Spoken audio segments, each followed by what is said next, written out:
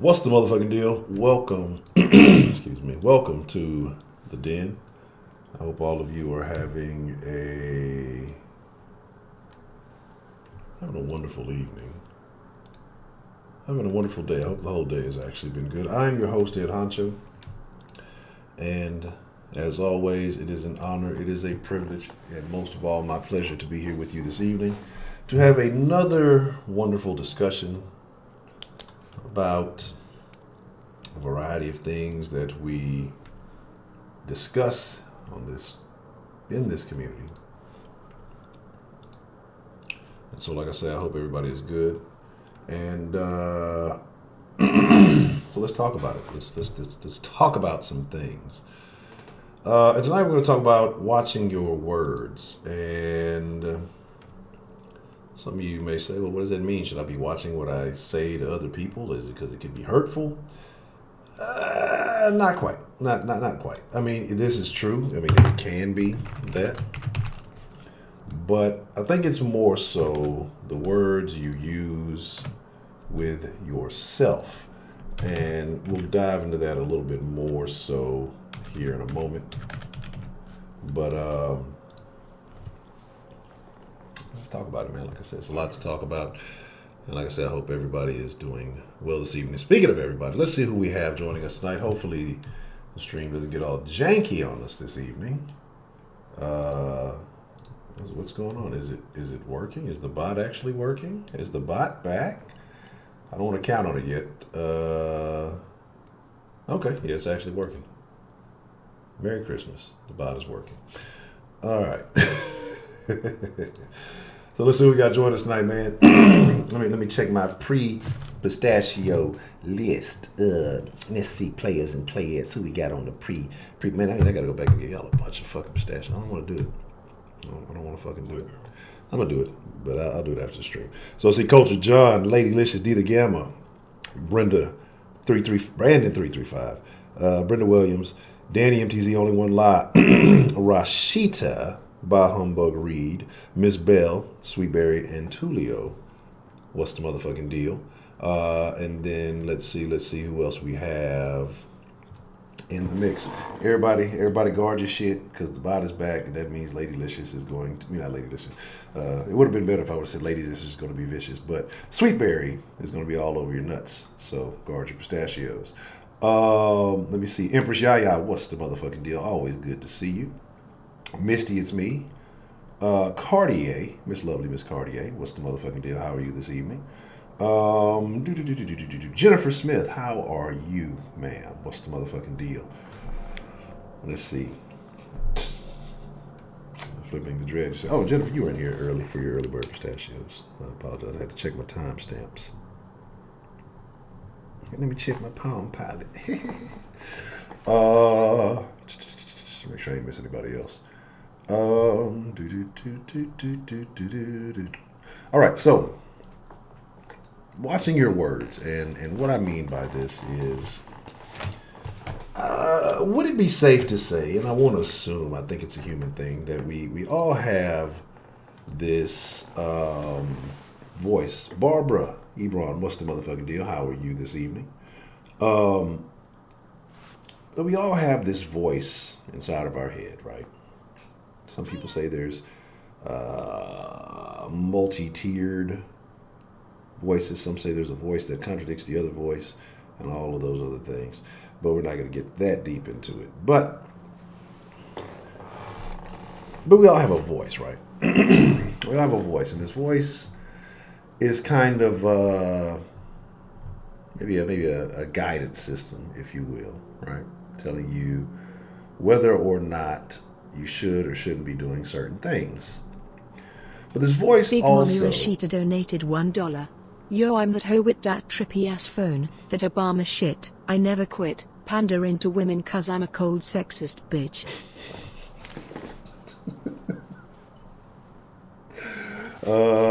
Big Mommy Rashida. For some reason, I don't think that's the real Rashida, but freestyle queen. So here's the thing, right? this voice that we have, this voice that guides us, that tells us things, tells you what you should be doing, and I think all of us, the voice is designed to protect you. But sometimes this voice, too especially. Oh my fucking god! But do they get in the program, John? That's what's most important. Are they able to get in the program with that conscious thinking? So my thing is this, right? The voice can be good, can be bad, and you have to understand where this voice came from, right? A lot of your voices are not genuinely your own thinking.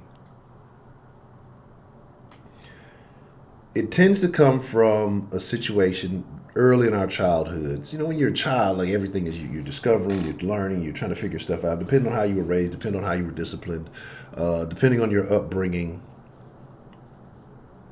kind of guided how this voice started to think, if you understand what I'm saying.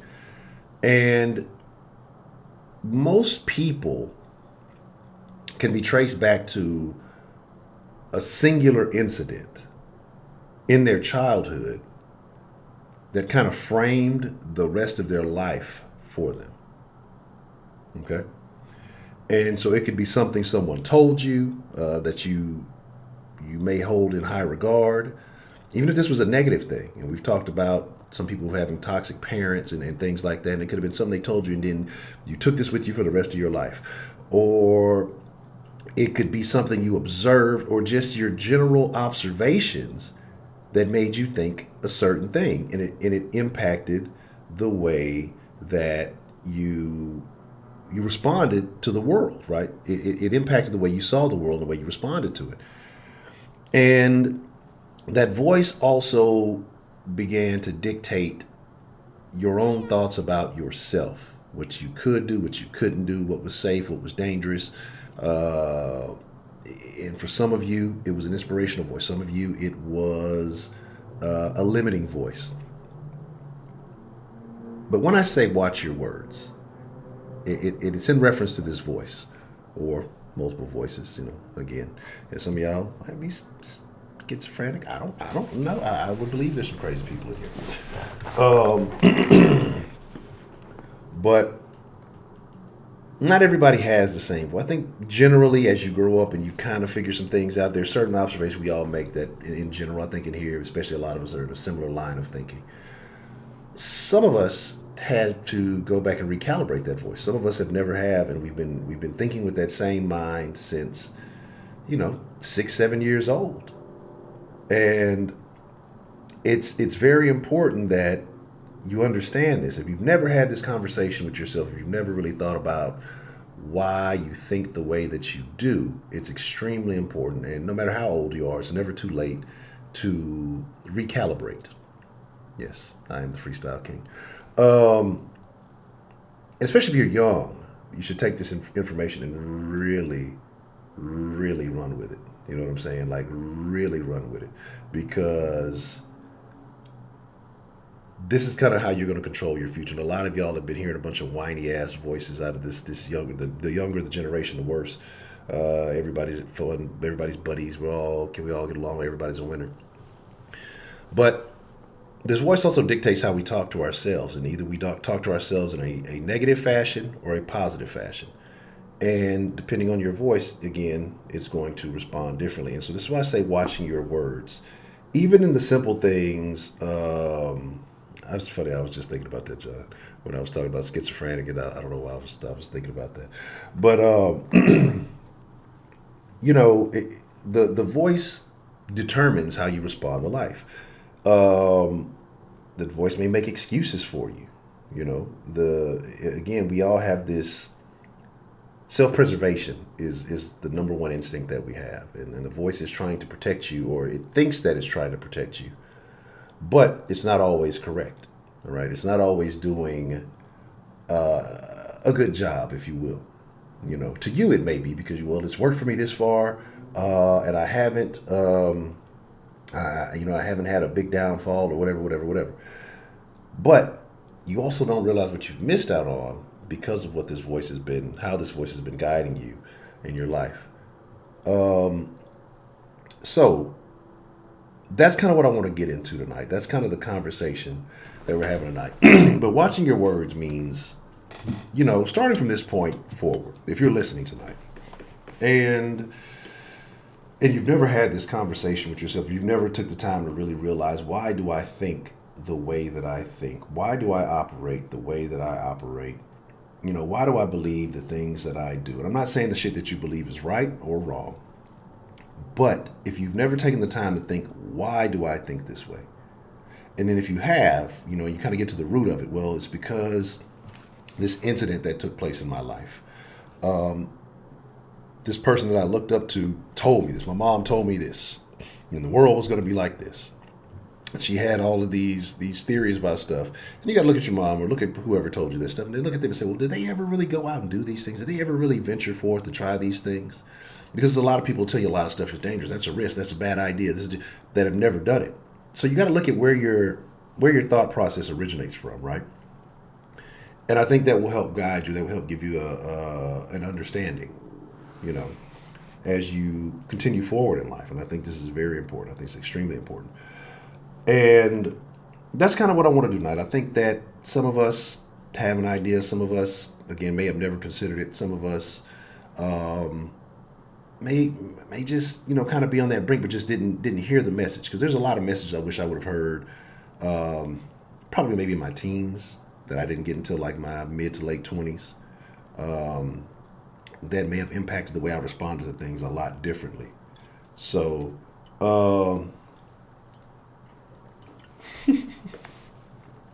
but is death bad? Is death bad? Or is the way that you die bad? Or is it the legacy you leave, prior to dying? Is that the bad thing? So, you've never seen me frown. I'm pretty sure I frowned before, multiple times. I want to believe it. I know I frowned before. I'm pretty sure somebody's called in and said something off the wall, and I'm just like, what the fuck? But that's the discussion we're going to have tonight about your inner voice, how you can control it, how you can mold it. And because, again, like I said, you have that main voice, but let's talk about that secondary voice for just a second.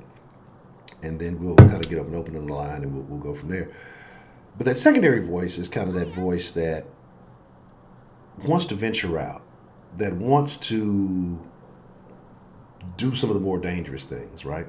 Marie Lovely, what's the motherfucking deal?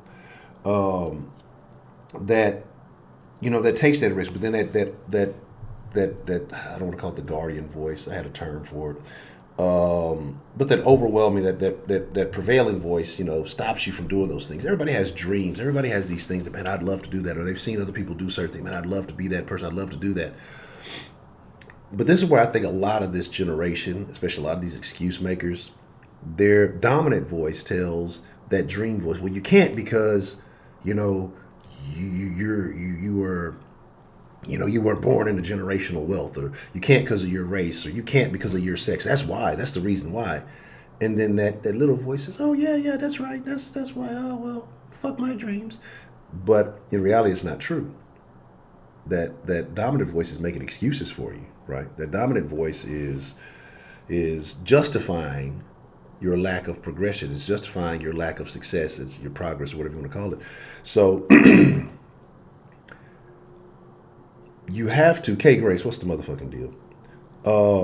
And you have to, and I think, did I shout out Shannon?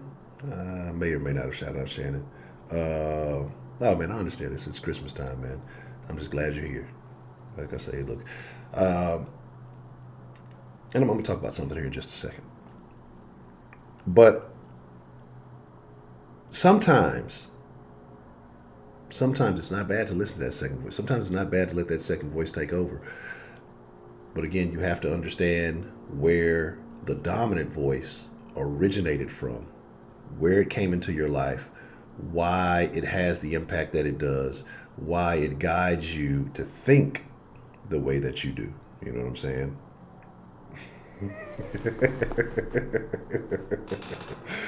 Oh man. So, no, my little voice is not a girl. It's the second voice is probably um, a pervert. Yeah, I'm gonna be. It's the pervert. The second voice is the pervert. So when I say off the wall shit, that's when the second voice has taken over and dominated the conversation. The first voice is generally a voice of reason, reserve, and contemplation. The second voice doesn't give a shit about what you think, how you feel, or any of the nonsense that you entertain. So, there's that. Um, but here's the thing, right?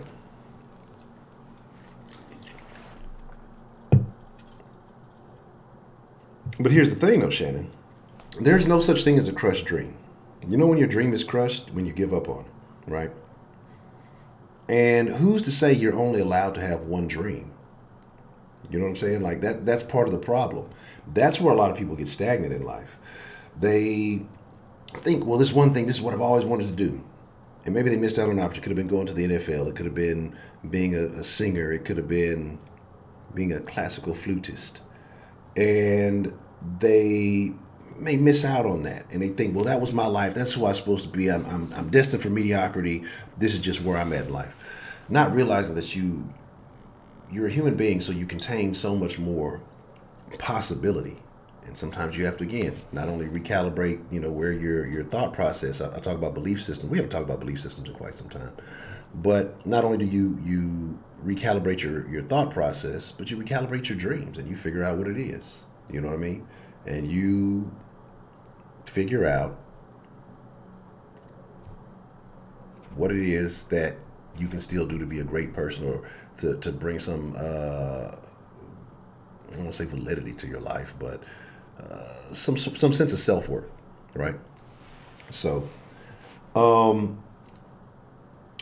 again, like I said, you there's always an option. You just got to study, man. I mean, you really got to look. You really got to pay attention. You have to observe some things. So, before we open up the line,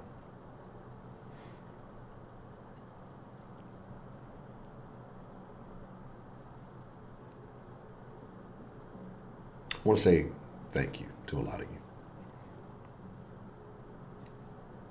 all of you. Because as you know, man, it's been a bit of a transitionary period. And not that I'm either up nor down about it. It's just a lot of things that have been going on, a lot of decisions I've been, tweaking with behind the scenes, a lot of other things that I'm dealing with that I don't necessarily talk about on stream. Um, but I just want to tell y'all thank you. And I try to make sure I let you guys know that you're appreciated as often as I can. Because you guys keep me inspired, motivated, entertained. I mean, like, as much as y'all may enjoy, I sit back and I think about some of the phone calls, and this is as much enjoyment as entertainment for me as it is for hopefully all the rest of you. And I just appreciate it because, like I say, this is like the end of my day. And you kind of you exasperate all your everything else throughout the day, and you get everything else done, and you're just like, you know what, this is like the fun time. This is like the therapeutic. This is like the relaxation. This is the wind down to my day, and I just appreciate all y'all for being here. From the calls, the comments, just I sincerely do.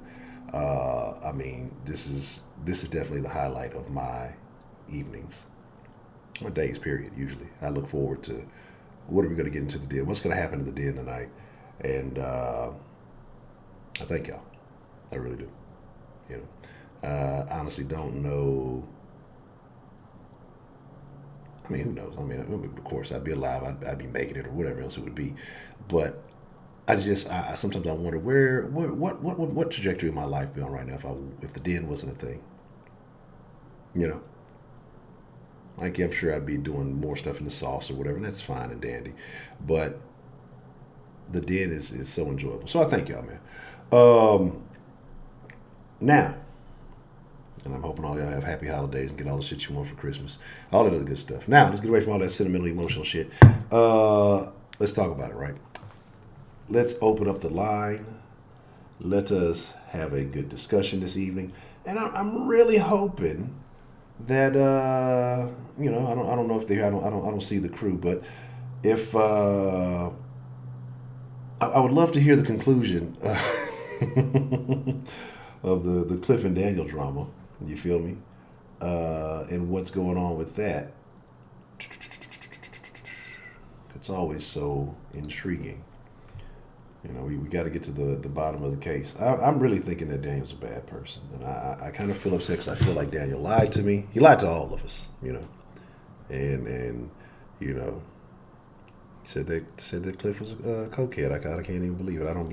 I didn't hear the sniffles, so maybe I'm wrong. He may be a functioning cokehead.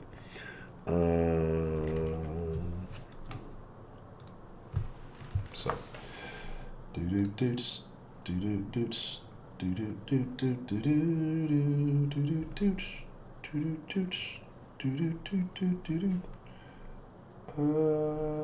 Let us get the line open. Un segundo, por favore. I don't know. I haven't decided yet. We might, so I got back to fucking with that goddamn New Vegas. We might have a little mixer action. We might have a little mixer action tonight. I don't know. I haven't decided yet. We'll figure it out by the end of the stream. All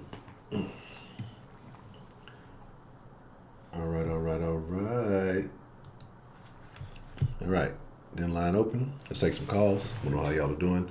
And then we will, I need to play the lotto. What is it? I just came from the corner store earlier. What is it? The Powerball is like 130 or something. I only play like when it's in the triple digits, right? People talk about New Vegas. Yeah, that's one thing. I think I'm gonna get on some New Vegas tonight. At least get about an hour in at least. Yeah, I usually only play when it's like a 9-figure lotto because if I'm gonna win, I need to win big one time. I'm probably not gonna win. What's the motherfucker? Yes, we'll have a big den blast. We'll all go on a cruise. I'll cover everybody if I win the lotto, so nobody will have any excuses. But Miss Bell, what's the motherfucking deal? How are you feeling this evening? Doing really good. I think I kind of screwed myself because in the diffuser I put lavender and I'm just so relaxed. It's just, I might fall asleep. So I've got 3 points. I want to make them quick because I want to hear from everybody else. The voice in my head has always been Jiminy Cricket. And I know that I've probably told this story before, but my mom used to say, do you know what the consequences are of whatever you're going to choose to do? And she knew me as I was either stopped or I was 150 miles an hour. So if you're going to ride in the third lane and be highway all the way, you need to know what the consequences are of breaking it. So that has what's kept me on the, as most of you guys probably figure that I've been told that I'm, I don't want to say Pollyanna because I'm not. If I can't handle the consequences of it, I sure as fuck am not doing it.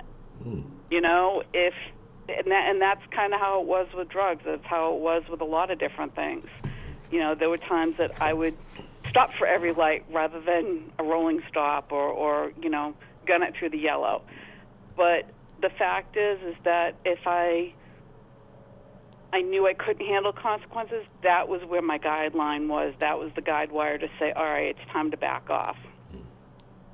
But you can never make anybody else do that. But then on the opposite side of that, like you said, Jiminy Cricket had one hand and the Play Fairy had the other. And that was, oh, fuck it, do it anyway. So sometimes when you have both of those not always coordinating with one another, it can be confusing as fuck. But the oh fucking do it anyway has been really important this year with not staying buried because of loss. It means going out and seeing friends. It means, meeting people for lunch. It means going to the library and just stepping out and not burying it all in. It doesn't have to be, partying a little too much or whatever. For me, it was just making sure that I kept being positive. And the other thing is that my mom, she wasn't perfect, but the other really important lesson that she said to me is if there is something in my personality that you find in yourself that you don't like about it, be the fucking grown-up and change it. Accept it and change that part of you that you don't like, even though you see that in somebody else. Your best friend may do something and then you realize that you're the one that's also doing it. You have the responsibility to change it in you, but you can't expect somebody else to change it. And I thought those were really important things. And that has changed a lot of things. And about death, I don't think it's a bad thing. I think that it's closure. I think that it means that life changes. Life is nothing but constant changes. It's being able to adapt to those changes that gives us experience. And whether we pass and fail, that's partly that gives us the wisdom to know the difference. Because if you fail and you decide, okay, I want to keep going, you go back and you make sure you pass it, you still have all that experience that becomes the wisdom. Right. So that's just me getting to 50, and I'm hoping, 45 years won't be too bad. Another 45 will be good. I don't have to go to 100. I'm cool with that. But what I'd like the younger ones to take away from it is if you can handle what the consequences is, you know what? Deal with that. If you can't, then you know where to toe the line back to. And that's just, I still use that as my own sense of code of conduct. And I'm not Pollyanna. I like being polite because our parents was brought up in the generation of treat people the way you want to be treated. I want to be treated kind. I want to be treated nice. So I do that until I don't have to, until somebody has crossed that line where I can just say, you're dead to me, I'm done. Yes. And sadly, being Italian, there's usually no in between. And I've only ever had to do that to two people in my entire life. So that's my story. I'm sort of sticking to it. And you got any questions? No, ma'am. I don't think I do. Okay. All right. I can't wait to hear everybody else's stories tonight. This ought to be really good. All right. Don't let the lavender get you too relaxed. But all right. Okay. The other thing is I think the guys were just, this is one last piece of advice, and my husband told me this years ago. When you have one person in addiction, it's a hard situation in a relationship to go the long route. You have two people in addiction, it's almost impossible to have a healthy long-term relationship. It takes both people working on positive attitudes to try to really stay in a long-term relationship. And that's sort of me on my way out. And I also want to say thank you because as you being a widow and losing a loved one, it's been inspiring to know that you've done it and that I know that I can do it knowing that I'm not alone. Well, it wasn't, quite as long as your relationship, but I think that you are a strong woman. You definitely will succeed, a very wise woman. So, if it helps, I'm glad. But I think you're going to be all right. Hopefully everything in the end, and, you'll find everything that you're seeking. Yeah, I will. And I'm so blessed to have the den as well. So, all right, let me go because I'm sure my 10 minutes is up, and I want to definitely hear from everybody else. Okay. Well, Ms. Bell, as usual, the Bell has run classes in session, and I'm glad that you got the party started this evening. All right. Good night, Honcho. Have a good evening. You too. You too. Yeah, I might need to get me one of them, lavender with the infuser. What's the motherfucking deal? Who we got called into the den this evening? Hi, Honcho. This is Steve Gamma. How are you? D the Gamma. First and foremost, Miss D the Gamma, how are you feeling this evening? Are you getting over the sickness?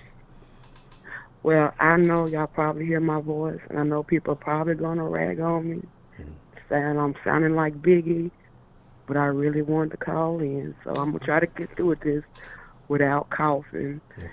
and all of that. But I'm trying to get over it. Okay. First of all, I want to say that I love the den. It's like a highlight of my evening. I can't wait for the stream to start, and I appreciate you because you do bring up a lot of different topics, and I like that everybody does have a voice. So thank you. Okay. Well, I appreciate that. I thank you. I thank you for being here. Okay, and I wanted to say for the voices in our heads, um, I used to be, well, I still am an artist, but I knew from a very early age that I wanted to be an artist and do poetry. Mm. And I remember my aunt telling me, and I had to be about 6 or 7, telling me that that's just a hobby. You're never going to make any money. And, she just really talked down on it for me. And it gave me a complex about my art, which still lives with me today.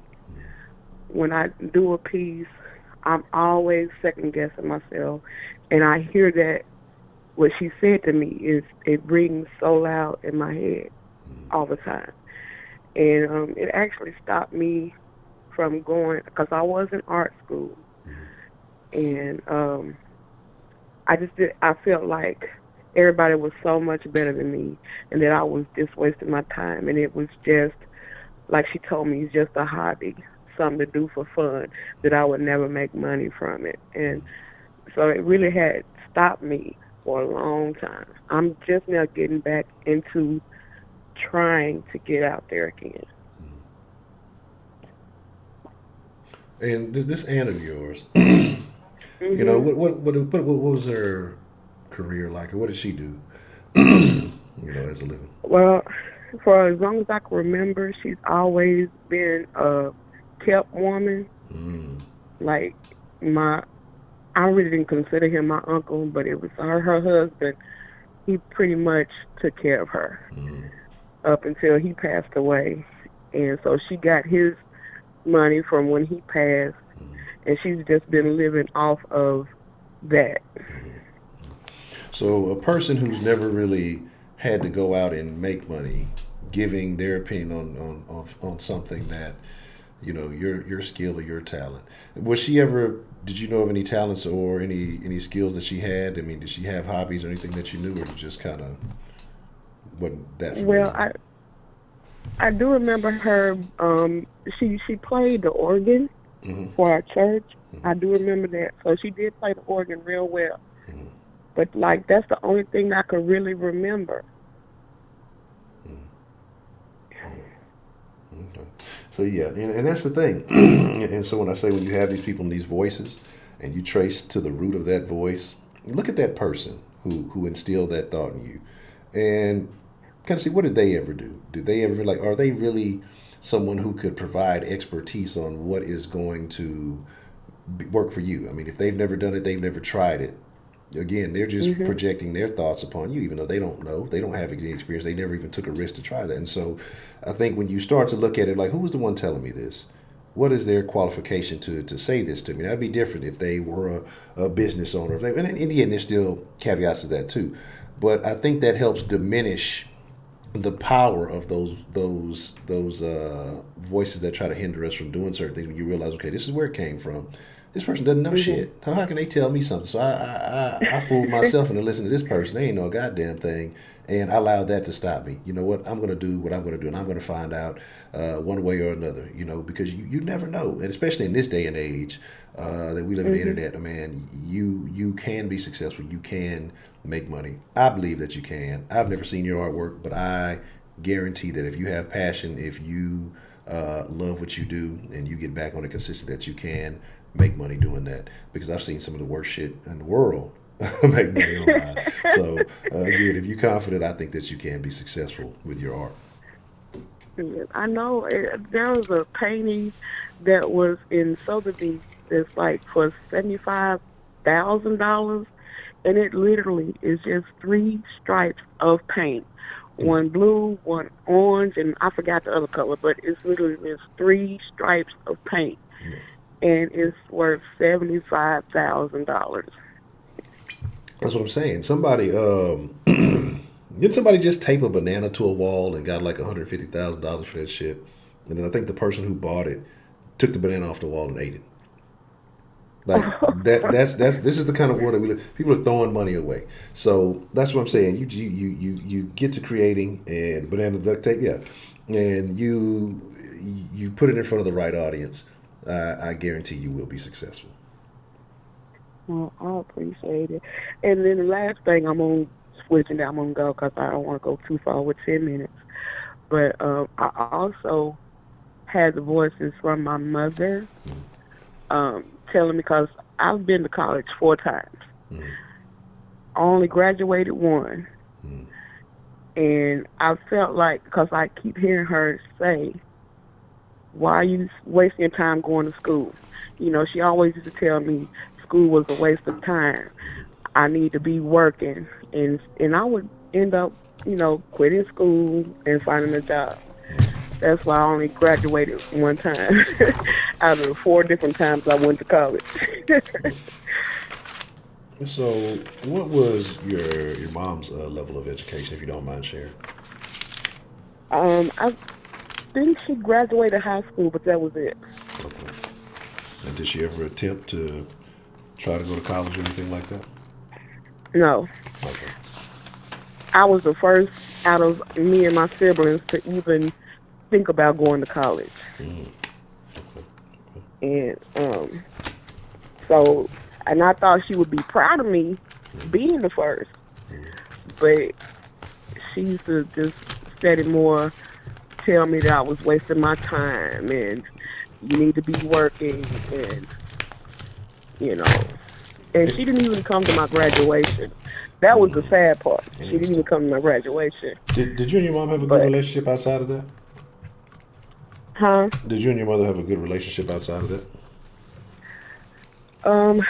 Yeah. I mean, I love my mom, don't get me wrong, but I felt like a lot of things that happened to me in my childhood, she chalked up to being that's just the way the things are supposed to be, and that's how she actually said that to me on one of the situations, that it's just something that happens to little girls, and that kind of killed that for me, but I still love her, like that's my heart. But I think it has mentally put a block in me because I just remember her saying that over and over again. Just curious about that. Because like I said, I've heard some interesting questions, especially with moms and daughters. And I'm not saying your mom's like this, but I'm just wondering, if there's a level of envy or anything like that. 'Cause sometimes you see that. Did your mom have children young? Mm-hmm. Did she have me young? Yeah, did she have, any of you or any of your siblings young? My oldest sister, she's 54, and I'm 47, and then I have a younger sister who is 46. So but we all have different fathers, and so I mean, I think she did. I guess she did have my oldest sister kind of young, but then she married her father, and then ended up divorcing. And then she married my younger sister's father. She didn't marry my father. My father and my mom had an affair. So I was a product of an affair. Okay. Oh, that's interesting. That's interesting. Like I say, I think those present some interesting dynamics in those relationships. So, but here's my thing. Like I say, Miss Gamma. Like I say, I believe If you pursue the artwork, if you believe still in education, go and go continue to pursue it. I don't think there's anything wrong. Like I say, there's no age to stop, because even, just a couple of years of education that you can utilize, I think is beneficial. Like I said, I saw a story about a lady who, she 85, 90, something like that, and she went to school for like a long ass time, and she was only taking a couple of classes a semester, but she eventually got it. But if that's your goal and that's something that you feel like you want to achieve, if you know the value of education, then continue to pursue. And obviously, like I say, I see that you're proud of the organization that you were in, and that doesn't happen without you deciding to pursue an education. So, Right. I mean, if you value it, you don't necessarily have to stop, and there's still always time to go back and continue to do whatever it is that you may have originally been pursuing. And I had a 3.8 GPA when I graduated, so I was proud of it, even though she wasn't there, but it was good. That's what don't let that stop. If especially if you was doing good, shit, go back and pursue that, capitalize on that. Well, thank you, and I ain't going to tie up the line. I'm anxious to see what everybody else has to say. And thank you for taking my call, Honcho. Ms. Gamma, I appreciate you calling. Thank you for sharing that with us this evening. All right. Bye-bye. All right, have a good evening. Bye. No, Shannon, you always got some damn technicalities, Shannon. You need to be figuring out how to clean that cat out your house. What's the motherfucking deal? Who do we have calling into the den this evening? Hey, it's Dream Barbie. Hey, Misty, what's the motherfucking deal? How are you this evening? I'm good. I just was thinking about what you said about. At first, I was thinking when you said two voices, I was like, oh boy, not those folks that argue with each other in their heads. And I was like, okay, well, the main voice is on the outside that tells you what to do, and then there's that other little voice, like the little devil or the angel on the other side, sitting there going, you shouldn't do that because this is that way or something. That's what I was talking about when you use that little voice, sounded like a girl because you got lower on the second voice. So I was like, well, But anyway, I know exactly what you're talking about because my main voice, when something comes up, I'm like, nah, shouldn't do that because, like Miss Bell said, these are the consequences, all this stuff. But then sometimes that inner voice, if it's not something that's too bad, you'll just be like, I don't give a damn, whatever it is what it is, and you don't care about, really too much of anything. But then that stupid thing about, and I think that inner voice too also comes back maybe from the way you were raised, because sometimes my stupid inner voice thing, where I really would like to try whatever that thing is, whatever it might be. I would like to try it. That inner voice comes around and it meets the bigger voice that's on the outside and says, no, you better not do that because this here will happen and that'll happen. And then they both gang up on me, so I just say forget it and won't even fool with it. So, yeah, I think both of those voices pretty much meet up, when it comes to, there's a few things that maybe in my life that haven't, that I've, done or whatever, but for the most part, both of the voices meet up and remember, like, oh, you were taught this, and if this happens or that happens, I don't know. Yeah. So, do you have an example of something maybe that you wanted to do or something that you may have considered that the more dominant voice prevented you from, partaking in? Yeah, two different things. Okay, one, which you probably wouldn't be, so you probably wouldn't be really like thinking this is a big deal since you said you were a big time weed smoker or something like that. Remember you said that? You said you just smoked like a whole pile of it all day long and all night and all that stuff. Well, anyway, that's what I thought I heard. Like Scarface doing blunts, wrapping up blunts like Scarface. But go ahead. Doing piles of weed. But yeah, go ahead. What's on your mind there, Miss Misty? How do you feel about I had thought about that, about smoking marijuana when I was younger. Mm-hmm. Well, I always wanted to be a nurse, like I said, and my mom, she used to always, she had a big influence over, all these different things. Well, somehow or another, she got me believing this thing that I figured out when she got grown it wasn't true. She was like, if you ever get stopped and you ever test positive for marijuana, even when you're 16, they'll never let you be a nurse. So don't ever smoke any marijuana.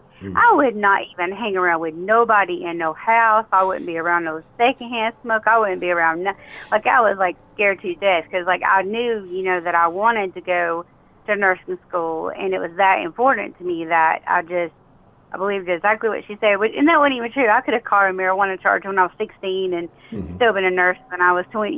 It wouldn't, I'm not saying that I would have, but I'm just saying I could have, done that. Not going to tell me. Oh, and the other part that the other voice was, I wanted to see, like, okay, and I know that's really wrong. It's not even in my belief system thing, but, like, I always think that the pleasure thing is pretty good. So I was thinking, well, if the woman did things to you, like, that they'll do to the other female, but see, I could never do those things to the other female that they would want you to do, but if they did them to you, that would be very pleasurable, and then that would be you wouldn't give a shit, you wouldn't care, you wouldn't have to do nothing, if it was just the way, like, they could do everything, because, like, they should know everything is where everything's located, all this type of things, make everything great and wonderful, you have a great time and all that stuff like that, and, and that kind of thing, but then you didn't have to do anything in return.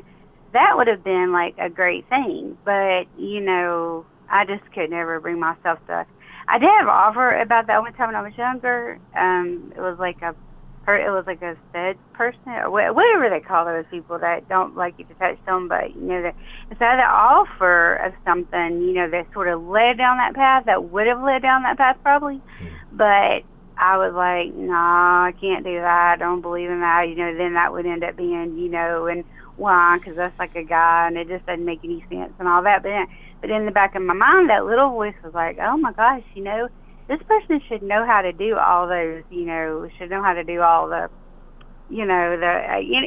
all the special things that can be done, and, because they're, like, they have all the right things, or the same things that you have, so, hey, that would just be the ideal, circumstance, at least once or twice, or something, but then I was like, nah, that just wouldn't work, because it would end up being this, and this, and this, and this, would be trouble, but, boy, that almost happened, because I thought, well, I was really weighing up the demon and the angel on that one, because I was thinking, well, if you don't have to do anything in return, that's what the person was saying. You don't have to do anything in return. They don't want you to touch them. There's all these different, there's all, like, in the LGBT, all the letters, there's a whole bunch of different lists of things the way different people are. Well, apparently this kind of said people, like, they're like females that are something else. And some of them don't like you to touch them. They just like to do all the things, and there's nothing you have to do. So I'm thinking, well, I don't understand how they would enjoy that. But anyway, somehow it's something they enjoy. And this girl, and I like black folks anyway. I'll just be honest with you. That's how I like. As a black girl, and she was like, this, and this, I like you, and da-da-da-da. And, of course, this was way young, when I was younger and before I was married and all that. And I was thinking, wow, that might be, I was like, wow, if you don't have to do anything. You see, I just know that I couldn't do that in return. That's just, my preference thing. I just know that I just couldn't do that in return to a person that's just not me. It's just not something I find, that sounds kind of yucky to me, But when you thought about a person doing that to you, you thought, well, that sounds like that would be be the right chocolate cake up the right river, or something. I don't know.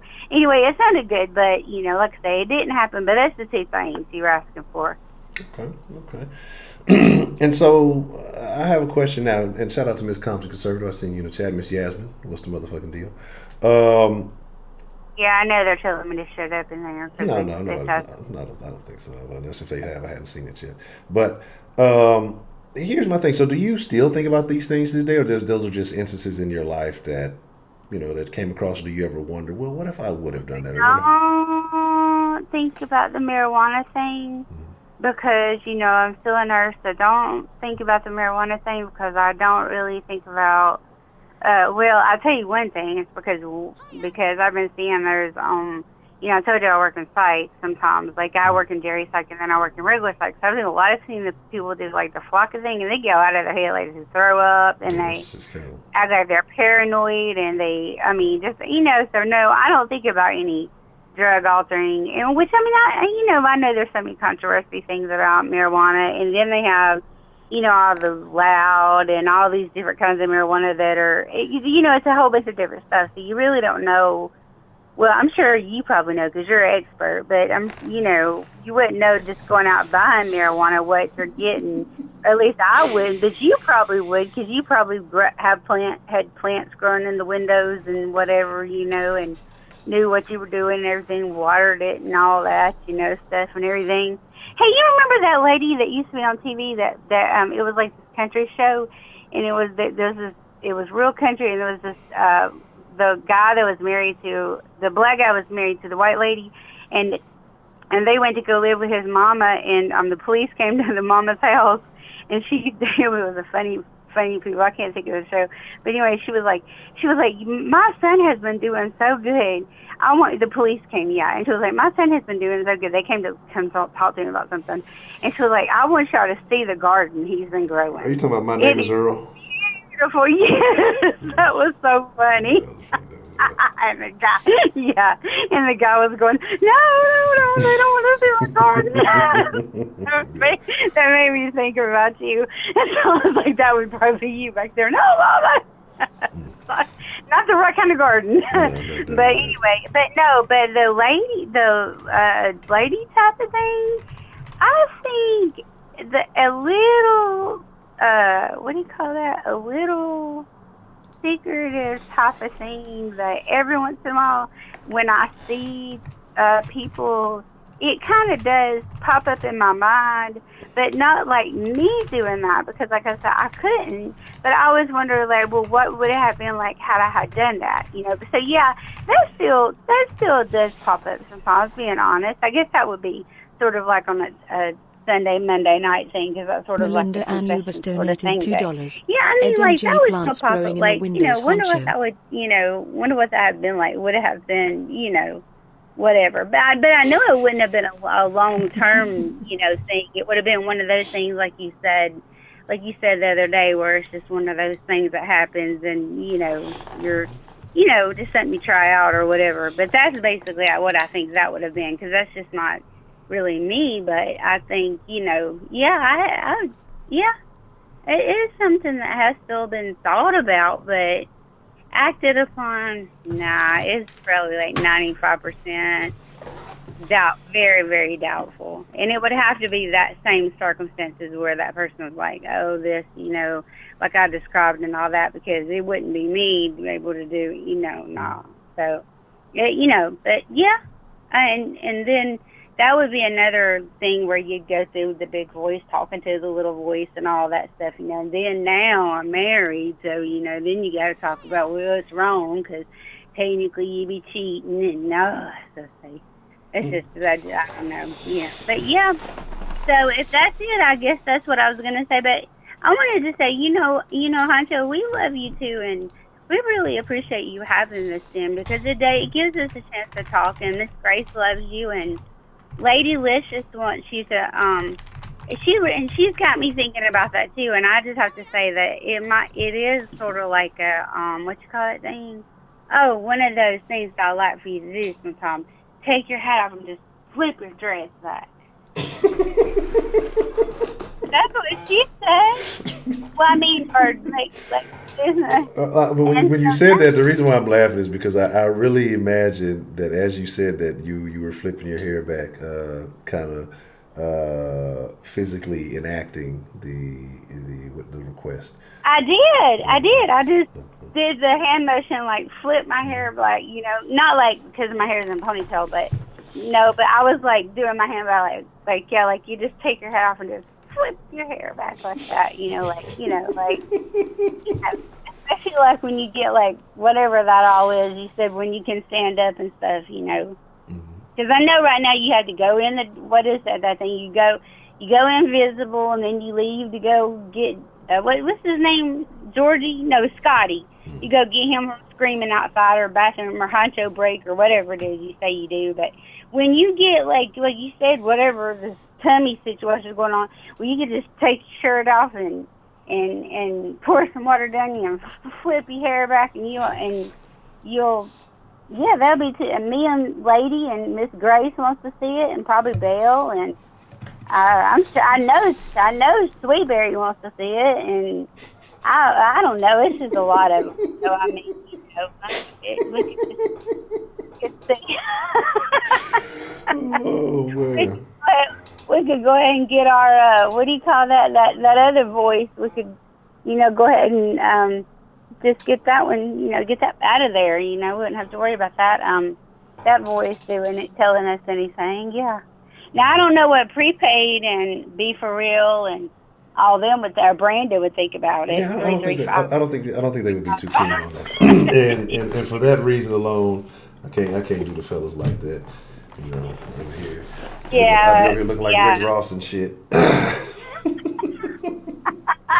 But yeah, so out of respect for the good guys, I cannot. We'll figure something out one day. I'll do something special. Yeah, that's right. Well, me and Lady Licious and Miss Grace and Miss Belle, we'll all just have to keep drinking. Okay, then. I know what that is. Okay. I appreciate your comments, Misty. Thank you for calling and sharing your thoughts this evening. Okay, bye-bye. All right. Oh, man. That was very interesting. That was very interesting. Shout out to, let me see, LaDon. What's the motherfucking deal? Good to see you. Miss Hattie, what's the motherfucking deal? Good to see you. Let me see who am I missing? Did I miss anybody on the shout outs? I know Trill came in here probably talking some shit. Prepaid. New Ken, what's the motherfucking deal?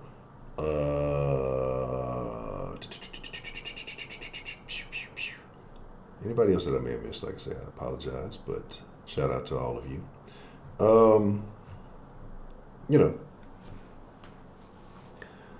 D-Love, what's the motherfucking deal, man? What's going down? So, for those of you who are just joining us, we're talking about, the voices, the dominant voice and that secondary voice in your head and how you speak to yourself.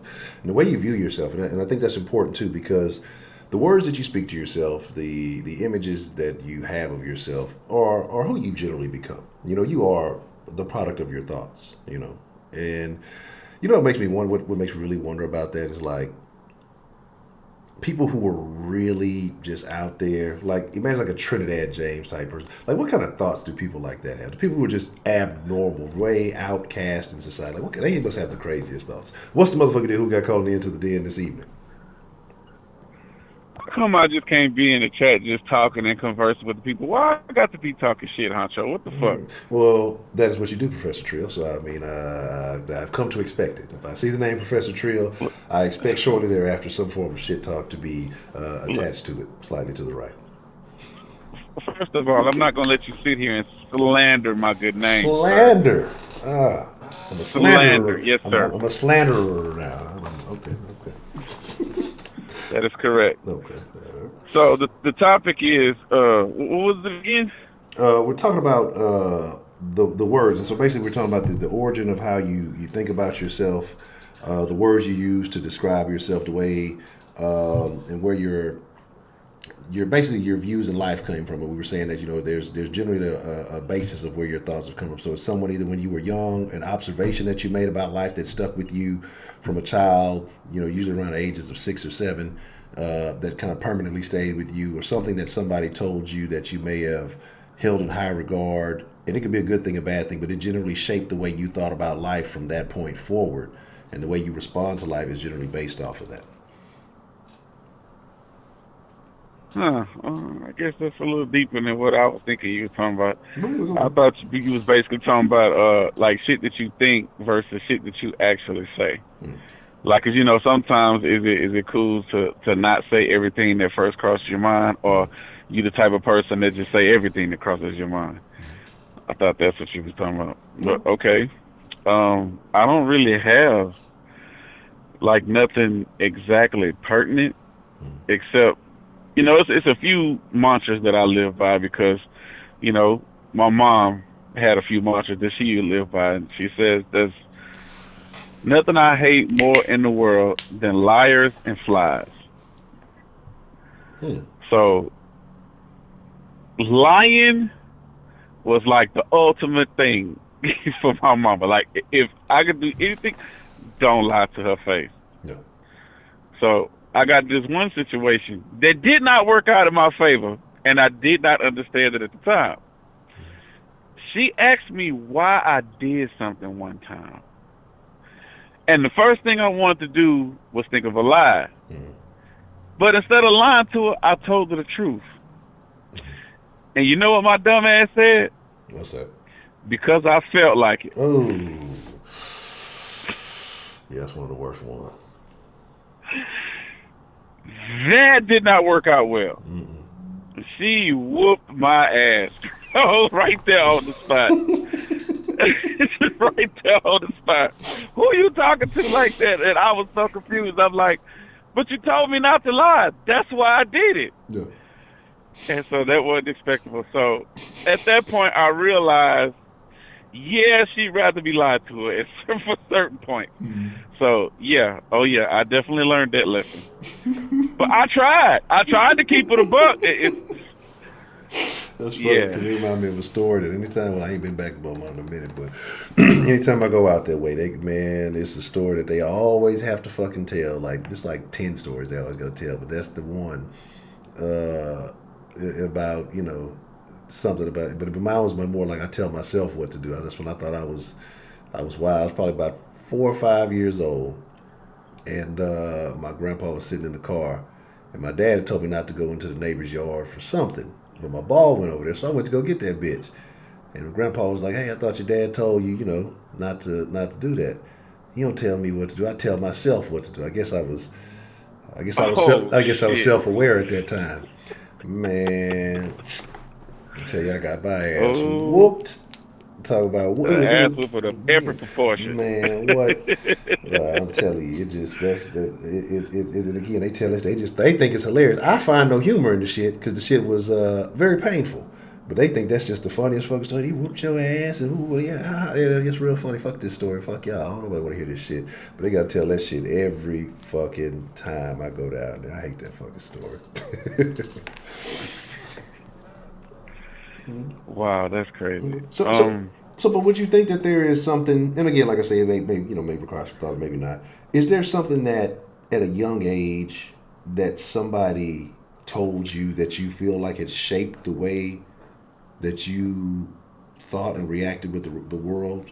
From that point on, or maybe something you observed at a young age? Because I think it's like I say, I think they generally say it's around that age between about 6 or 7 years old when you start to really kind of start cementing the way you think or respond to things. So is there some around that age, could be a little younger, could be a little older, that you think kind of when you start how you could identify how you started viewing the world? No, I didn't turn out this way till I was about 16, 17. Once I got a little older, because I always had, my own personal thoughts that was in my head. But, when I was little, a child stayed in the child's place. Yes. When grown folks are talking, you didn't say shit. Right. So I would always have things I wanted to add, but I was too scared to say something, in order to be physically harmed. Yeah. So I shut the fuck up. Yeah. So when I was little, I always had thoughts and shit, but I kept to myself. I was quiet. Didn't say nothing. If you asked me, I would tell you, but I wasn't nowhere near as assertive as I am now. Yeah. But once I got to a certain age, I stopped giving a fuck what people thought. You know what I'm saying? It just, I don't know. It just flipped one day. And then everybody was like, oh my God, he's different now. Like, what the fuck happened to you? And people liked me better when I started actually speaking than keeping to myself. I don't know why. Okay. And that's pretty interesting, though. Do you think that can you pinpoint something what it was that just made you decide, you know what? Fuck it, I flip. Was it you put some size on? Maybe you like, fuck it, those whoopings and shit can't harm me no more? Or what was it that made you change your thought process then? Well, I did have one of those events, but I'd rather keep that one close to the vest. Okay. But let's just say somebody brought something out of me that I didn't know I had inside of me. Let's just go with that. So it's because I was a quiet, dude. I ain't fuck with people, but people always found this wanting need to come fuck with me, especially once I actually did get some size on me. Because I was so quiet, people always felt like that they could take advantage of it, and then I just wasn't having it. I just got to a certain point where I'm like, you know what, enough of this shit. I've had enough, and then I've been giving people the business ever since. But I can tell you this, I have taken way more ass whoopings that I've dished out. When I was young, I used to get my ass whooped all the time. I ain't had no size, I ain't had no fight, I ain't had no heart, none of that shit. But once I got to a certain point, that shit came to an abrupt halt, and I flipped the script on it. But still, I've taken way more ass whoopings than I won. Okay, well, it'd be like that, man. It'd be like that in life, Hey, you can't win them all. Trust me, I got some L's under my belt. I got a couple of my wish shit. I wish I could get that do over now. You know what I'm saying? You don't want that do over now. There's a couple of things out there. I still run across that we might have to handle up that there. Exactly. I was just thinking that. It's a couple of people, even from way back then. If I met them motherfuckers right now, it's still on site, bro. I swear for everything I love, it's on site. I don't want to talk. I'm just going to tell you, look, kid, we about to do this here, bro. This got to happen. Yeah. It's not over with. Man, it was funny because I just seen some shit from some little rapper nigga. It actually made me think about this the other day. And apparently, like, I forgot what his not Smoke Perp. One of these other little dumbass niggas' name, Pop Smoke. And he was a little goofy looking nigga. And I guess it was a bunch of little niggas. They was recording him and clowning him, and they took off his little bead necklace or whatever. And then they was stepping on it. The nigga in the camera, they was pushing. The niggas just started doing something. They just it was like 3 or 4 different niggas. They just slapped the shit out of him. And they had some little noise they was making when they slapped his ass. And and then apparently like 7 years later, he caught one of them niggas at the stove slipping. And I guess he was a little older. Things had changed. He rolled that nigga all around the stove, and they rolled him outside and continued to roll him for a little bit. And I was like, shit. Well, that's unfortunate for you, nigga. They probably changed and had a whole nother life and forgot all about slapping that nigga. But hey, sometimes karma takes a little while. Sometimes karma on layaway. Mm-hmm.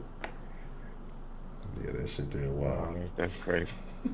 But I was having a conversation with a certain gentleman earlier, and this came up. Honcho, please tell me you saw this story about the dude that worked in the bank. Yeah, the dude stole the money and he's gonna flash it like a dumbass. Yes. I was so angry. I was so angry. It pissed me off so much because I'm like, this nigga had a chance to get away with it, number one. And number two, he could have changed his whole family's outlook. But he had to stunt for the gram. Fucked it all up.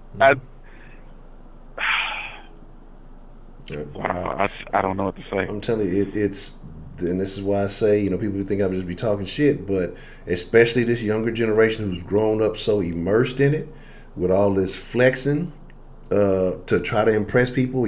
Look, man, I don't know about y'all, but back then, if you get a lick, man, you sit on that shit, you be quiet, you chill. You ain't finna sit here and let everybody know that you didn't want. You know what I'm saying? You sit on it for a little while until shit die down, whatever. And then you do a little bit of something here, a little bit of something there. You ain't just around income tax time, so it ain't that obvious, goddamn. Exactly. But motherfuckers want to motherfucking me.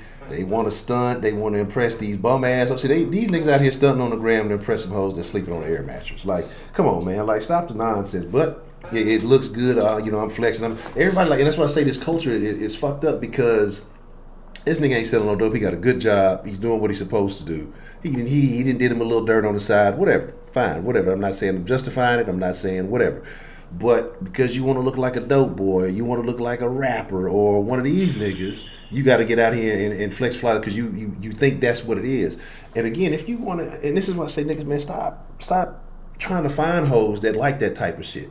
You know what I'm saying? That's the problem. Like, niggas want these goofy hoes that like that goofy shit, so they emulate these goofy ass niggas and end up getting yourself in a world of fucking trouble. And even if you do bag a bitch that like that shit, she gonna be more problem than she worth. And so it's like, you gotta stop the fucking nonsense, man. Sit on that shit and be cool. Go back to work, handle your business, delete your Instagram account, delete all your fucking social media. Don't be associated with nobody. Fuck all them motherfuckers, man.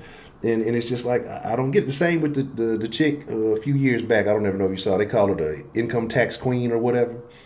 And she had hit like a super lick.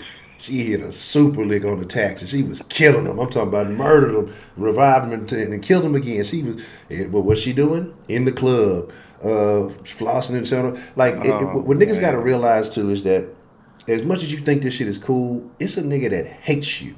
It's somebody out there that just don't like you for whatever reason.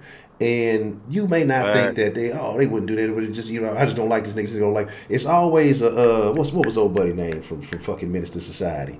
Not the nigga who sent the tape in on Kane. Shit. Goddamn, the nigga who played the hating ass nigga in every movie. What was his fucking name? Y'all know what I'm talking about. Fuck it. Y'all know what I'm talking about. Somebody drop it in the chat. I got some stat shells for y'all. But the nigga who, it's always a nigga like that. And you think that they wouldn't throw you on the bus, man, they want to see you fail. And the fact that you gave them that opportunity and they know that you up to something. Terrence? It was Terrence? Chauncey. Yeah. That's This shit prepaid. This shit. You know what I'm saying? That nigga would know. Hood niggas be having more proper names, Eugene and Roosevelt and shit. Chauncey, yeah. See, it take a hater to know a hater. That's why prepaid know, goddamn. What you talking about? Some Terrence Howard? Like Terrence Howard was in that movie. Terrence, you just thought I ran the black names and shit. Lady, listen. You supposed to know the niggas, lady. Listen. Your black card get revoked for that shit. Lady, listen, goddamn. Man, look. So here's the thing, right? But here's the thing. So like, it's always one of them niggas, man. And it, like I say, it ain't even got to be nothing major. It's just a nigga. Even if the fact that y'all was cool at one time and you done went your own way, and he see you flexing, man. I'm finna hate on this nigga, or you fucked the bitch he wants to fuck. Like, you don't know why a nigga will hate you, and that's the thing. Like, so you always got to think that somebody's out there hating on you for some reason. Don't give people an easy access to undermine you. You know what I'm saying? So. Like I said, but that nigga wasn't thinking. And again, if it wouldn't have been the fact that they're going to investigate all the fucking employees, the bank ain't taking no losses. The bank is not going to take no losses. And then so you made it easy for them. And then if it wasn't that, like I said, if the bank didn't discover, somebody was going to hate on you. So it's just like, man, you better sit down with that shit, man. Yeah, exactly. Yeah, you had to scratch off and scratch off a ticket in your car and start smiling as soon as you get out the store. Just buy a lotto ticket at the store, in the right neighborhood, and smile too hard when you step out there, bitch. You're going to get knocked across the head. They're going to get you for your lotto ticket, nigga. You know what I'm saying? You're not finna, y'all better not let a motherfucking hater have access to you. Why would you scratch it in the store anyway? You supposed to do that shit in the car, fool. Yeah, man. So you can act however you want to act. But that's what I'm saying. That's trifling. That's when you know you got a gambling problem. You can't even make it out the store before you scratch your shit.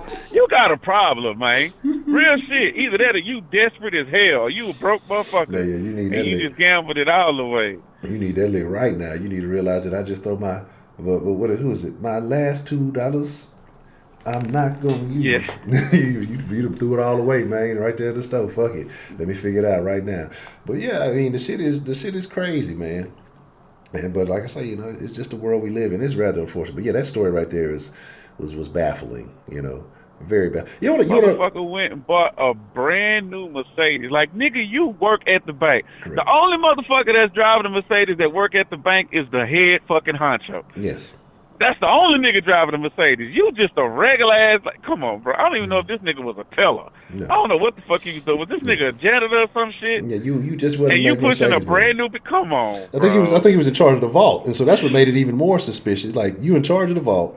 The money that came up missing, you pull it up to work in a brand new Mercedes. Like, but that's what I'm saying. Like, that's the niggerism mindset. Like, I gotta flex because I just got to shit on other niggas. I'm not even thinking about what I'm doing and how I'm exposing myself, man. Like, that's the crazy. Y'all want to know what the craziest shit I saw though in the last few days? It was a dude who was a victim of statutory rape at 14 years old. Guess what happened to this man? Oh shit! What happened? This man has to pay child support because when he was statutory rape, wait, he has to pay child support. Wait. He got raped. Yes. She got pregnant, decided to keep the baby, and then filed. Correct. Man, look here. Cold world. Ice got dealt. That's ridiculous. How? Man, I'm telling you, man. This is. Look. I understand that this is probably a very, very extreme example. Mm-hmm. But even with this extreme, something's got to be fixed with that. That shit don't even make sense. Yeah. I'm telling you, man. That's the wild shit. Oh, you hush, lady listeners. Your ass ain't calling in. Don't be time worrying about my time, goddamn. I get extra time around this bitch. I ain't been calling for about a week now. Yeah, it had been a minute. Yeah, we was talking about you didn't turn 39 and got old. We can't even hang out for the den no more. You know. You hush and put some extra pepperonis on that motherfucker. Leave me alone. Stop worrying about me. What about the pepperoni? Goddamn. Extra cheese too. Gotta have some extra cheese on the pizza. Where? What pizza place she work at? Does she work at Domino's? Yeah, I think the Blue Shirt Domino's, yes. Yeah, give me a chicken bacon ranch, goddamn. That's what I need, lady listen. Why Domino's don't have wings? What Domino's had like the little chicken nugget thing, but they ain't got the wings. They're all right. They're not bad. Okay. They're not bad. No, that's tough. You say you did chicken bacon ranch. That's tough. I like the like I said, I've grown an affinity for the barbecue sauce over the marinara with the chicken bacon and mushroom. That's my little barbecue pizza. I think that shit goes hard. But I usually go to Pizza Hut. Chicken bacon, mushroom, and barbecue sauce? Yes. What the fuck wrong with you, nigga? That's just weird as shit. Yeah, you gotta be original. I can't be eating them regular nigga pizzas. I gotta change the game. I've got to do my own thing. But it's like what? See, it's a misconception because it's not actually ranch on the pizza.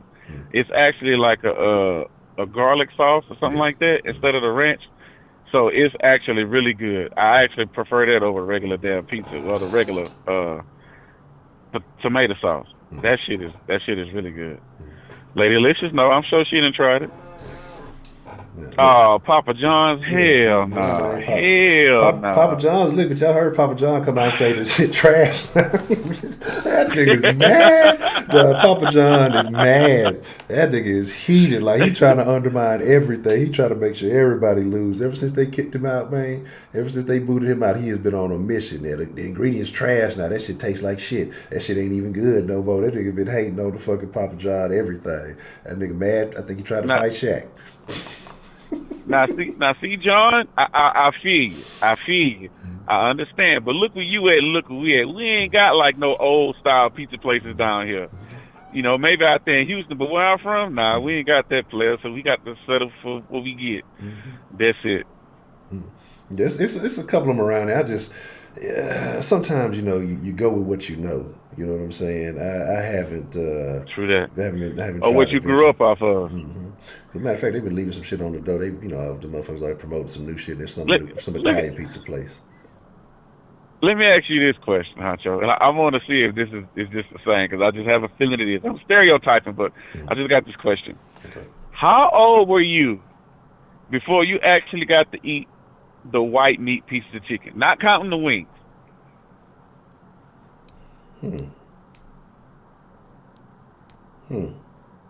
That's actually a good question. Because if you grew up the way I grew up, the you know what I'm saying, the mother and father, they ate the white meat, kids got the dark meat. So they might give you a wing or two, but that's about it. I was damn near grown. Yeah, That's all I'm gonna say. I know I was damn near grown. Like now that you say that, I'm really thinking about it because I'm looking at, you know, because like I say, my mom and pops, they was together till I was about technically they was divorced, and they was already separated. So I'm just looking at. I think I was in third grade when we moved from out of Beaumont. Because we was this side, we moved to Beaumont, and they split up because my pops was originally from Beaumont, and then so we came back to this side. What part of BMT y'all stayed in? On the south y'all side. Stayed on the south end. Yeah. Oh, so you was eat from that churches on Washington. Yes. Yep. Okay. And right across from the what was it? It was a pig place right across the street from that shit. The fuck was that shit called? Man. I can't remember the name of it. But anyway, yeah, I frequent that church of chicken myself. And then so I used to live over there too. Oh, see, we went from there, and then we came back, like I say, to the city. Then we stayed with my grandparents for a little bit, for a couple of years. So it probably wasn't until, man, I might have been close to 13, 14. Hold on, let me see. Junior high, maybe. Sixth grade, maybe before that early? Because like I said, it was me, my mom, and my sister. But my sister ain't eat a lot of stuff because she was sick, so she didn't really eat a lot of that stuff. So it might have been it might have been close to about 6th, 7th grade. Because it was just the three of us. And then, like I said, my sister, she passed when I was in 7th grade. So it might have been somewhere in junior high when it was just pretty much me and my mom. So. Somewhere around at that time, man. So, yeah, that's. But I'm just sitting there thinking about it, because I'm thinking about when we was at my grandparents' house. I ain't get no love. Now that I'm thinking about it, that's some whole ass shit. You know what I'm saying? Like,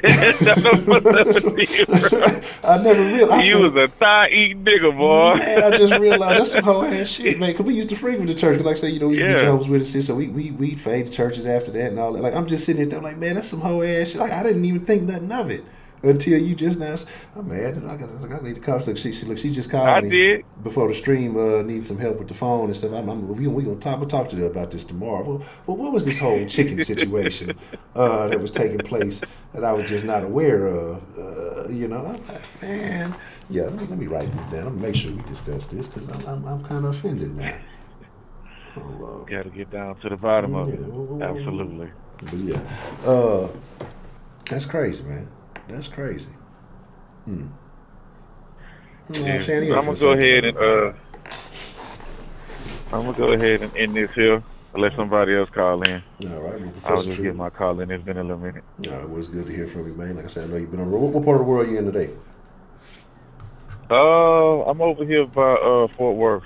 Okay. Funky time. So after I make this delivery, I'm headed my ass home. Already. I'll be home tomorrow. Okay, you home for the holidays and shit? Yep. And right back to it. Okay, well that's a bet, man. Safe travels, Mr. Professor Trill, and shit. We'll be looking to hear from you soon, man. All right, appreciate it, Honcho. All right. All right. Oh no, Mister, my mama can't come to the end. Now, a few years ago, maybe about 20 years ago, my mama, she fit right in the den. I mean, talk crazy with the rest, but churchy Mama Honcho now, she would be like, my ears, I can't believe the things I'm hearing. What's the motherfucking deal? We got called into the den this evening. What's up, Honcho? Miss Licious, how are you this evening? I'm doing good. You see what I just started? Oh, Lord. I'm trying to figure some things. I'm catching bits and pieces of things that are going on in here, and it seems to be some interesting conversations taking place. And I'm trying to catch up, but I may have to go back and watch the stream later to make sure I get everything properly put together here. But what's on your mind, Miss Lady Licious? I ain't even talking about the pizza, though. I'm talking about Misty ass. Yeah, that's what I'm saying. Yeah, that's what I'm saying. Y'all got some whole, other conversation going on here. That's why I'm trying to figure out where all this started and where it's going here. Y'all got me, You done jumped from you to prepaid. Prepaid jumped in, that was it. See, that's how we should go out together. Like, I could just be your wingman. You see what I'm talking about? You see how, what? Wingman. I don't know. I think I don't know. I'm just looking at this modern day society. I don't think I need to be going out unless we go into the library and we can sit and read books and discuss philosophical topics and things of that nature. I ain't going. I don't think I need to be out on scene nowhere. You're wingman there too. You know what I'm saying? So you can get to a nice quiet shit. I got you. Hey, if that's where you want it. Damn librarians might be worse, babe. Tough, man. You might find the mystery in there. I don't know. Okay. Anywho. That should tickle me. But, okay, so with the whole Terrence Howard thing, hold on now. What was that movie with him and Tate and a couple of other ones where he was getting married? Damn, what's the name of that movie? Are you talking about, was that Best Man? Or The Wood, or which one of them? It was one of them. I'm telling you, The Brothers? The Brothers? I don't know. Was it The Brothers? I'm gonna say something. I'm telling you, my memory be bad. Like I said, I'm terrible with movies for the most part. It's like a couple of movies I got you on, and then everything else I'm putting them all. They all gonna be. It was The Brothers. Okay, everything else gonna get lumped into one. So yeah.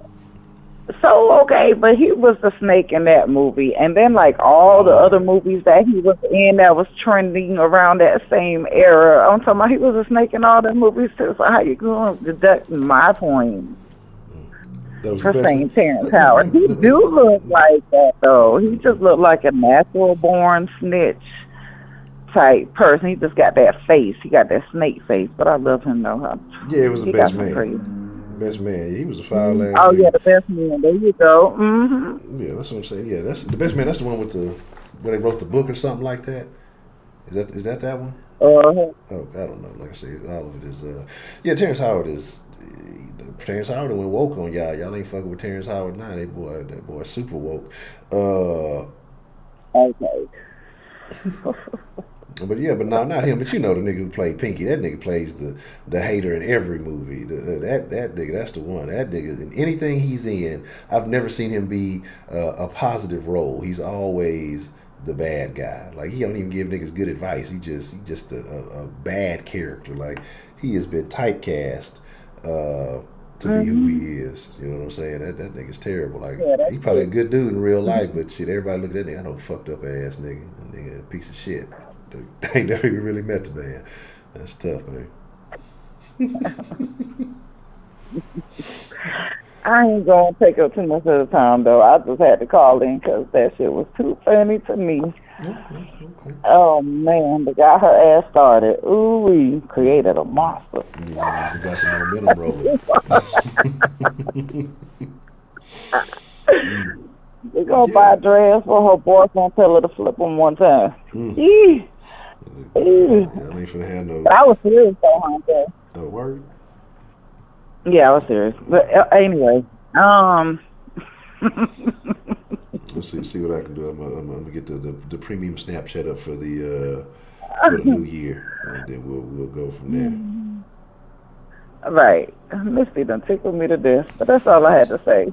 I just called in for the little talk shit, you know. But on the real though, it's just be jokes, y'all. I just be playing, you know, for the whole shits and giggles and stuff, you know. So don't take me too seriously, but I tell you know what I'm talking about. Anyway though, all right, y'all. All right, Miss Lady, listen. All right, y'all have a good night. And happy holidays to everybody that do celebrate it. It's officially Christmas Eve on my end now, so y'all have a good one. All right. All right, y'all have a good one. Stay blessed. You too, Miss Listen. Appreciate the call. All right. Yeah, man, you know, that hustling flow was something different.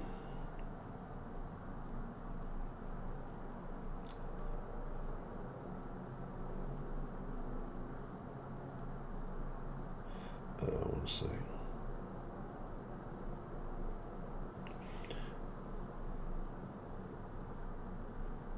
Yeah. All right. Damn, I just realized I need to see if what's the motherfucking deal? Who do we have calling into the den this evening? What's pop, lock, and dropping, Honcho? Who made it? Who was that? Huey? Was that Baby Huey did that song? But what's going on, Mr. Ken? What's on your mind this evening? Nothing much, man. You know the usual. Uh, you know, cooking, working, cooking, eating. You know, trying to gain about 40 pounds in life. 40 pounds. What you gonna do with 40 pounds, man? I'm pretty much a worm now, so I would like to, bulk back up. Maybe 60 pounds. You know, uh, I lost too much weight, man. So you just eating, or you hitting the gym with it to try to bulk up, or you just kind of want the weight on you? How you operate? I'm doing it all. I'm doing it all. Doing the gym, eating up anything I could find, anything I could damn cook, buy, a bunch of junk food, real food, fake food. I might even get me some oodles and noodles. That's straight up plastic. That don't do nothing but add more weight to you anyway. So I might even go buy some damn oodles and noodles. I call it poor people food. Yeah, no disrespect to the poor people. You trying to get that prison weight on you? Yeah. But I ain't trying to die out here. Yeah. Like I said, it's straight up plastic. Yes. But yeah, man. Somebody was talking about mamas and how they be hating on the daughters and shit. Yes. That's definitely a fact. I definitely believe that's a fact. I have my aunt. She used to talk about how she didn't graduate high school and how graduation wasn't that important. I'm like, look, just because your ass is dumb as a fucking doorknob, don't mean everybody else want to be like you when they grow up. Lowering the importance of graduating high school. Motherfucker don't even got a GE to the fucking D. People is trifling. People is really trifling.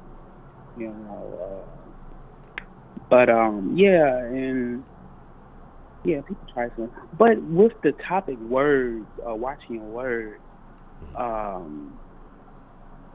Kenneth going to prison, countdown, lockdown. Nah, I ain't going to prison. I did get arrested one time, and it was definitely VIP. I ain't gonna lie to you, one of the best experiences of my life. Yep, it was definitely VIP. Jail service. I felt, really good about myself, actually. I got to choose my mug shot, and I could touch up my makeup and choose my court date. I mean, it was beautiful experience. I encourage anybody and everybody to go to the jail that I went to. If you could choose. But I'm gonna try to, with the whole watching your words. I try to watch my words with people who are human beings. But them sleaze back ass motherfuckers, I just let the shit just roll off. Like Tina damn Turner, rolling on the damn river. I just let everything roll off the tongue. Not too much. I don't want to cause any death on anyone. I'm not gonna go that far. But I pretty much would say anything to you. But watching your words, people really didn't know what the fuck I was about. And it's really sad that in our culture, like, you have to fight physically in order to gain a little bit of respect. Like, that's what people respect more, if you fight. I went to college in undergrad, and my first week there, motherfucker was calling me with the gay shit and savage shit. And I'm like, okay, so I done dealt with this shit in elementary school, middle school, Colton donated $1. Official So New we not Vegas finna do speedrun. this for another No 4 glitches. years. 28 minutes 58 seconds. You can make it to the point lucky where it was 38 on tonight. summer school. EZ. I walked in some class, I was looking gorgeous. I had long hair, beautiful hair, bad, and this dude, he was a drug dealer. He was like talking shit, you know. It was like downstairs in the lobby, and it was full of people, like full of people. And I don't think he actually was in school there, but he was always on campus. And he was talking shit, and I told him, you know, hold that sword, I'm gonna go upstairs. And motherfuckers thought I was bullshitting. I went upstairs and I wrapped my hair up. You know, I had to make sure I wrapped my hair up real nice. You know, I took my piercings out of my face and changed my clothes. But you ain't gonna fuck up my clothes, you know. I had never been in a physical fight before in life. And I came back downstairs with my roommate. You know, motherfuckers was like, oh shit, he done came back downstairs. And yeah, next thing you know, the damn drug dealer grabbed the wet floor sign, because it was raining outside. He grabbed the wet floor sign, tried to swing at me with a damn wet floor sign. Said the disrespect with you motherfuckers. Like, you supposed to be a big time ass drug dealer, and you fighting motherfuckers with wet floor signs? Like WWE on you and shit. WWE fucking E, Stone Cold Steve Austin on my ass. You know what I'm saying?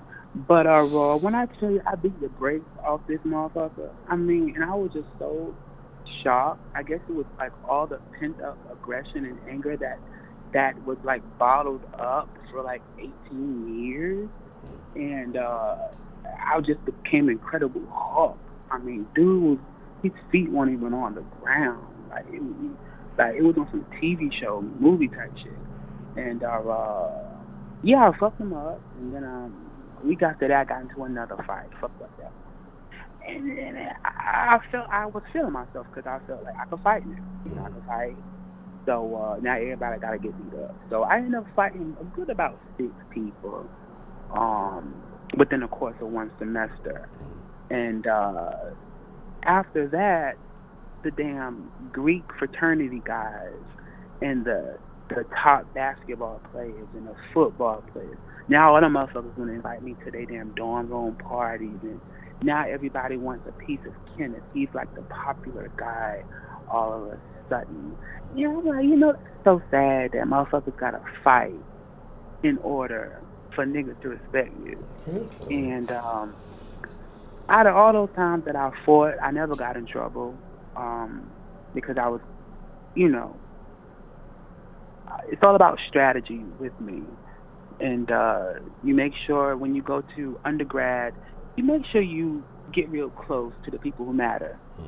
The chancellor, the vice chancellor, director of housing, the director of registrars. You know, those people will save your life. You know, the dean, you know. So every time that I got in trouble, smoking weed in my dorm room, you know, shit like that, I never got in trouble. But no, I definitely did not join a frat. I felt like joining the frat was like meant for people who was not popular and they needed some popularity. That's what I always felt. Many people from my university, they were like nobody before they joined the frat. So I was already popular. I created my own organization on campus. So I didn't need a damn frat to, I just didn't need it, you know. But motherfuckers, I became that guy on campus, you know, that guy, that popular guy, that guy that nobody wants to fuck with, but the guy that everybody wants to be a part of, the life of the party.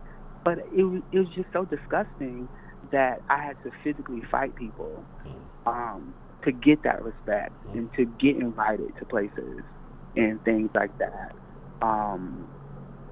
And I kind of ended up becoming like a monster. I was feeling myself. And I began to be a bully myself. Yeah, I was a bully, but not to other gay people. To the straight people, I was a bully to them. And I just went on a rampage with giving them a taste of what it feels like to be bullied, and then to have the support of football players behind me. You know, so you know, nobody fought with me. You know, but yeah, that's something to tell that story about watching your words, because you could get your ass beat out here in these streets, and yeah, and I will hope, you know, the people in the den the regular people, the slaves and the slavettes, I will hope that they know, they'll soon know that I'm not really one to joke with, because we can literally go back and forth, and I will joke you down, and still be happy at the same time, not even be upset, but I will just joke you down. I'll talk about your kids, you hear me? I'll talk about your miscarriage child, you hear me? So, yeah, with those types, that, you kind of really don't want to test someone like that. Because I will, like I said, you cut me with a butter knife, I cut you with a machete. You kick me, I run you over with a car. You know, so that's pretty much how I work. You know, yeah, too far. But you know, what's far? You know, man, that made me think. I'm not sure if you know or what. I saw a thing of some chick. I'm assuming she's famous. Posted something about having 5 abortions because none of them niggas was worth it or something. And I guess she posted like as a caption on the gram. And people start going in on her because they was like, well, maybe you continue picking trash niggas or some shit like that. Like you letting all these niggas hit raw or bust up inside you. But I'm trying to. I wish I could think of the names. I saw the name and I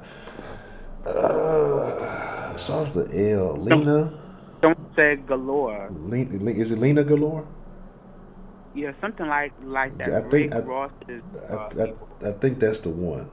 Lyra, okay, that's the one. She's from the Aces. What's happening today? Aces falling off. Man, you got the Lizzos and Lyras out here, man. We gotta do better. What's happening, man? Ever since fucking Katrina, shit ain't been the same in age, goddamn. That's right. Look, because you got motherfuckers take their babies to the baby chop shop, and I feel like if you take your baby to the baby chop shop to get chopped the fuck up, that's really sad. I feel like your pussy is a death trap. It's a death trap, because it's death comes in and out of that pussy on a regular. And it's unfair to the baby, and it's unfair to your pussy. Your pussy has feelings. And for you to disregard the feelings of your pussy, how rude of you, And, but I do feel I will go back and forth, like with these slaves, the bots and shit and the den and shit, I'll do that shit. But I'm not finna go on nobody's Instagram or under the shade room, and comment and shit like that's just too far. That's too much to me because I don't ever. I mean, you see what I'm saying? Like that has nothing to do with me at all, with what they do with their pussy. Now I might talk about it like how we discussing it, or talk about it in person, with some coworkers or whatever. But I'm not gonna go on the Instagram and make all of these outlandish comments, on the people that I don't even know, But I feel as though also when you put your information out there, it's free reign. Like look, you put the shit out there, you put in screenshots, text messages, you're sniffing coke and shit, doing all that shit in public. Now you leave it for people like the savage Donald Trump, the culture, people lower scum trash like those people and some of the other people in this chat, that is bottom of the barrel, bottom Shannons. Yeah, I feel you. Well, I ain't gonna say Shannon. I fuck with Shannon. That's my girl. I'm talking about them motherfuckers that is the rock that I kick, the dirt that I step on when walking outside. Like those bottom of the barrel, motherfuckers. Those people, you leave it free reign for those people to come at you and to make those harsh comments, which isn't right, but you put it out there. And, I feel as though that when social media allowed it so that you let all the dumb motherfuckers get a social media account, this is the result. This is the result. You get, the savage Donald Trumps and the motherfuckers. This is what you get, unfortunately. Because those motherfuckers is literally at home in their mama's basement, sleeping on cots, and sleeping on pallets. It's them motherfuckers that sleep on pallets and shit. It's quite unfortunate, But no, I ain't gonna get into it with the Instagram folk. I'll go back and forth with the Donald Trump savage people in this chat when I feel like it, But other than that, I'm Gucci. Okay. All right. I don't know. Anything? Any questions for me, sir? No, I don't think I have anything additional to ask to that. Okay. Yeah. Oh, nothing happened.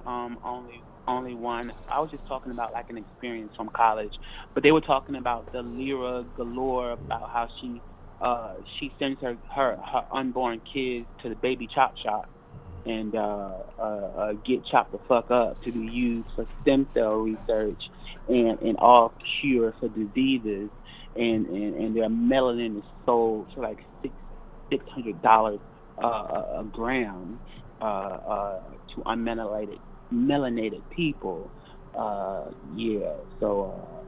Nothing really happened per se. A pallet. Savage Donald Trump should know what the fuck a pallet is. Ask your buddy, Culture. A pallet is when you put a bunch of blankets together to make the floor a bit more softer for their piss poor ass to lay on. That's what a pallet is. And a cot is the motherfucker that you get from the Red Cross when there's a hurricane or some shit.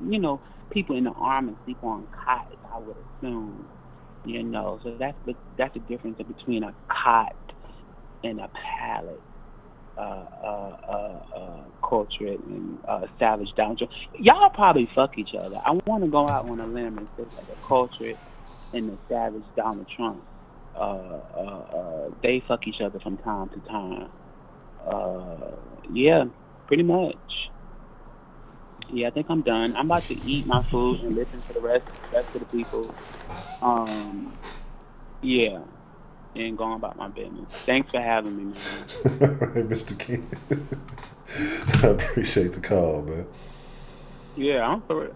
Listen, can we? Oh, before I hang up, I want people to understand what a hater is. We use the word hater too loosely, just like queen.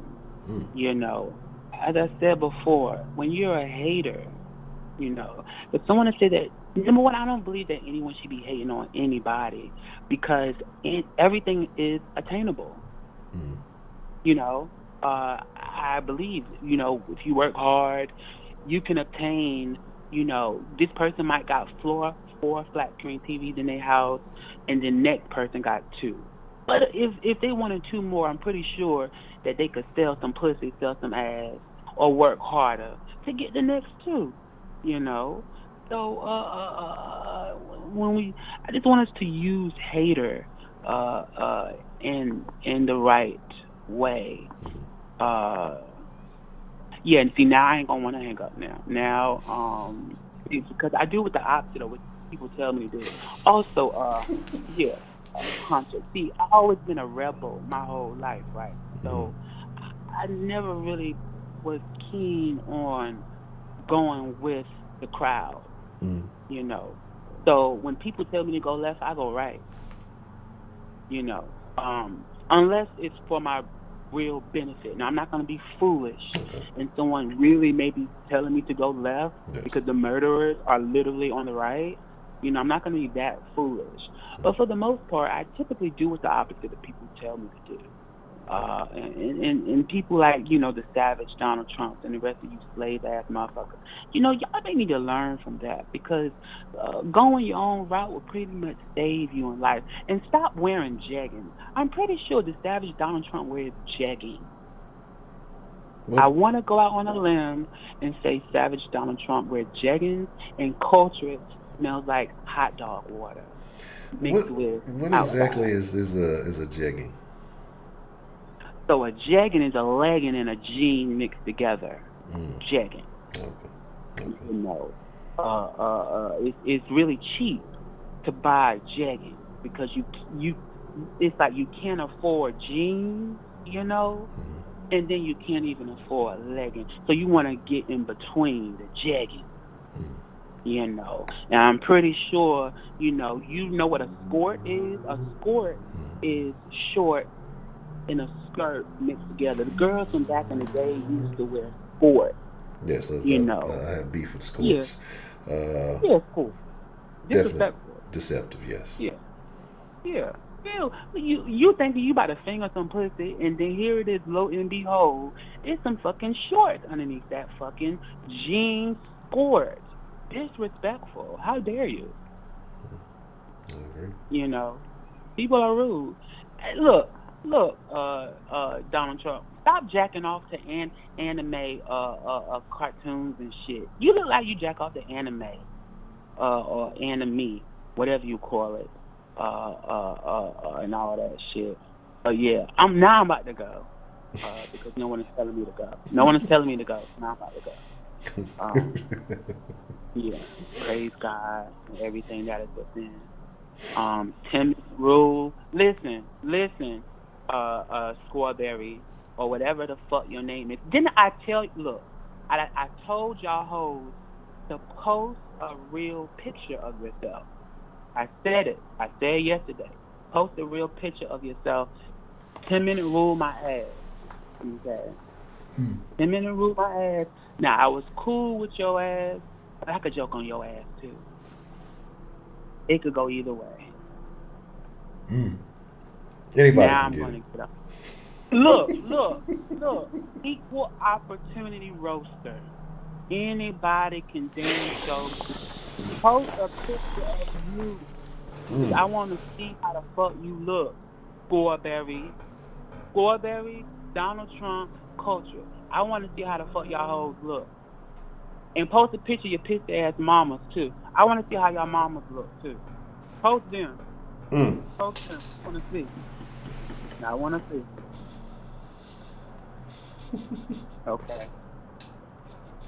I think that they are scared to really show themselves because I believe that people are really afraid to get their feelings hurt out here. That's why, like, Savage this Donald whole Trump social media donated dating $2 shit, through everyone Super is scared to Chat. show themselves how they look in person. That's why this Waschbär, catfish shit is booming. Because motherfuckers are insecure of how they look. I mean, look, you may look like a young Frankie Lyman, you know? You may brush your teeth with Aquafresh, cheap-ass fucking toothpaste, you know? But stand firm in that. Stand firm in looking like Frankie Lyman and brushing your teeth with Aquafresh. You know, maybe you can't afford Crest, you know, or Sensodyne. You know, it's okay. Stand firm in the way you look because you have to deal with that when you walk outside your house. With your stinking ass fucking knock-kneed knees. Knock-kneed? Damn. Knock-kneed. Ain't nothing like seeing someone that's knock-kneed. When you see someone that's walking like they knock-kneed, especially if it's a woman, it looks like her pussy stink off gate. Off gate. If you see a woman walking that's knock-kneed, it look like her pussy stink. It look like her pussy hurt when she walks. Yeah, I done seen a lot of knock-kneed people. Only one day I cooked some chicken with peppers and all that shit and some cream of celery sauce. You know, some spinach. Yep, knock-kneed. Knock-kneed. And you can't have surgery to reverse that with your yeast infection face. Glory to God. Okay, I'm done. Damn. That's tough. Yes, a yeast infection. Yeast and fucking infection face. Like, motherfuckers is so ugly, like, they shadows don't even want to be a part of them. Like, your own shadow don't even want to be attached to your ugly ass. Your shadow. Your shadow is supposed to be like your best friend. And y'all motherfucking shadows don't even want to be a part of y'all. Like, I can't. In the words of Jocelyn Hernandez, I cannot. All right, I'm done. All right, Mr. King. I'm not sure who that is, but I'll take your word for it. You know who the hell Jocelyn. I don't want to go back to the strict list, Stevie. You know who Jocelyn is. Man, I couldn't tell you. If y'all put a pistol to my head, if you put a pistol to my head, I'm a dead man. Like, bro. Everybody know who the Puerto Rican princess is now. Damn. No. I'm tell you. Sorry to hear that, bro. Certain stuff I'll be trying to stay deliberately disconnected from, but I couldn't tell you, man. Damn.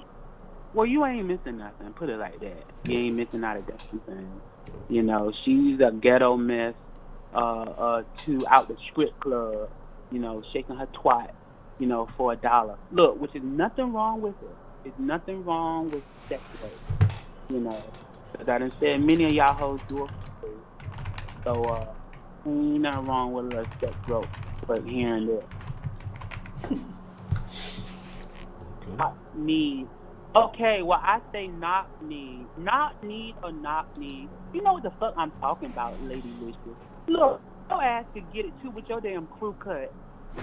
You got a fucking crew fucking cut, and you worrying about not and not. Stay over there, okay? Lady Licious, don't involve yourself in black conversation.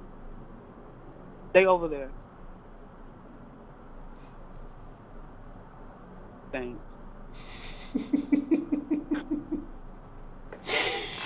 Motherfuckers keep trying to correct people like they so damn smart. And she looking like fucking trailer park fucking trash. Stay your ass over there and handle trailer park trash shit with your meth. You probably smoke meth. Smile. I want to see your teeth, because that'll let me know if you smoke crystal meth or not. Smile. Now I want to see. I'm pretty sure literally 5 people in your family smoke crystal meth. I want to go out on a limb and say that. Just by the way you look. And you are brave enough to show how you look. Which is brave and it's sad at the same time. You know. Just stay over there, Lady Licious. Don't correct me. Because I'm going to correct your damn ass. Now I'm done.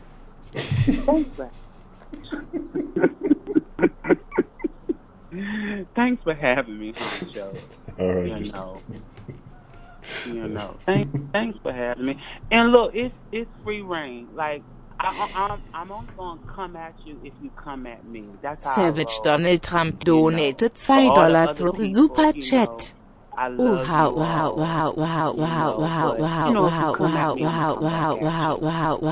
9 times out of 10, like I said, I'm coming with machetes, left and right. So, Hattie J, don't good night me. Don't good night me, Hattie J. Don't good night me. I'm telling you right now, Hattie J, don't good night. Because you could get it next, too. You could get it too, motherfucker. Now let me go to your damn profile. See how the fuck you look, Hattie J. Since you want to play. Give me a second, Honcho. I want to see how the fuck, who this Hattie J. Hattie J, is this how you really look? Are you Chinese? Don't come for me. How you going to say don't come for me when you initiated it? What the fuck is wrong with you?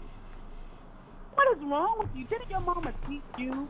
Look, keep your mouth shut if you can't back the shit up.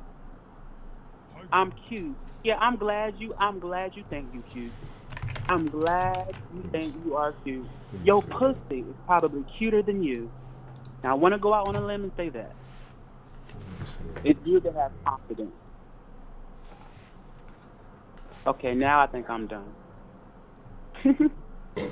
Nah, I'm done. Because I think my food is burning and I need to get up. Yeah, you might gotta check on that, man. Don't let the food get Yeah. burnt up. The food gonna get Yeah. roasted while you roasting, man. Yeah. All right, Hattie J. Love you, babe. Love you. It's all in fun and giggles. We can meet up tomorrow if you wanna link up for dinner. I'll cook for you and give you some makeup tips and things. All right. Good night, man. Thanks for having me again. Peace and blessings and all that good stuff. God bless everybody else tonight in the den. Be good to your pussy. It shall be good to you. Good night. Good night, Mr. Gill.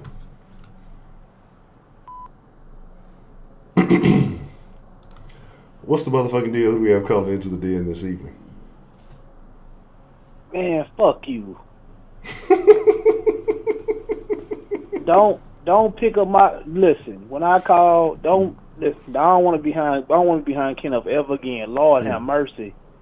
Lord, he was serving people. I don't want nothing to do with that. People gonna hate me next. Lord have mercy, man. Take my call first. Cause Kenneth is on losing his noodle, man. Yeah, Kenneth was everybody was getting sprayed. Nobody was safe. Bruh. Jesus Christ, that was rough, man. I don't want no parts of that. But I called because I was gonna give y'all some positive shit, like some Merry Christmas, Happy Kwanzaa and Hanukkah, whatever y'all celebrate. Because I'm getting ready to go out to the country to go hunting, so I was gonna call y'all and tell y'all Merry Christmas. Okay. Well, Merry Christmas, Mr. Prepaid. Definitely appreciate that. Yeah, I saw you saying something about the wild hog situation going off.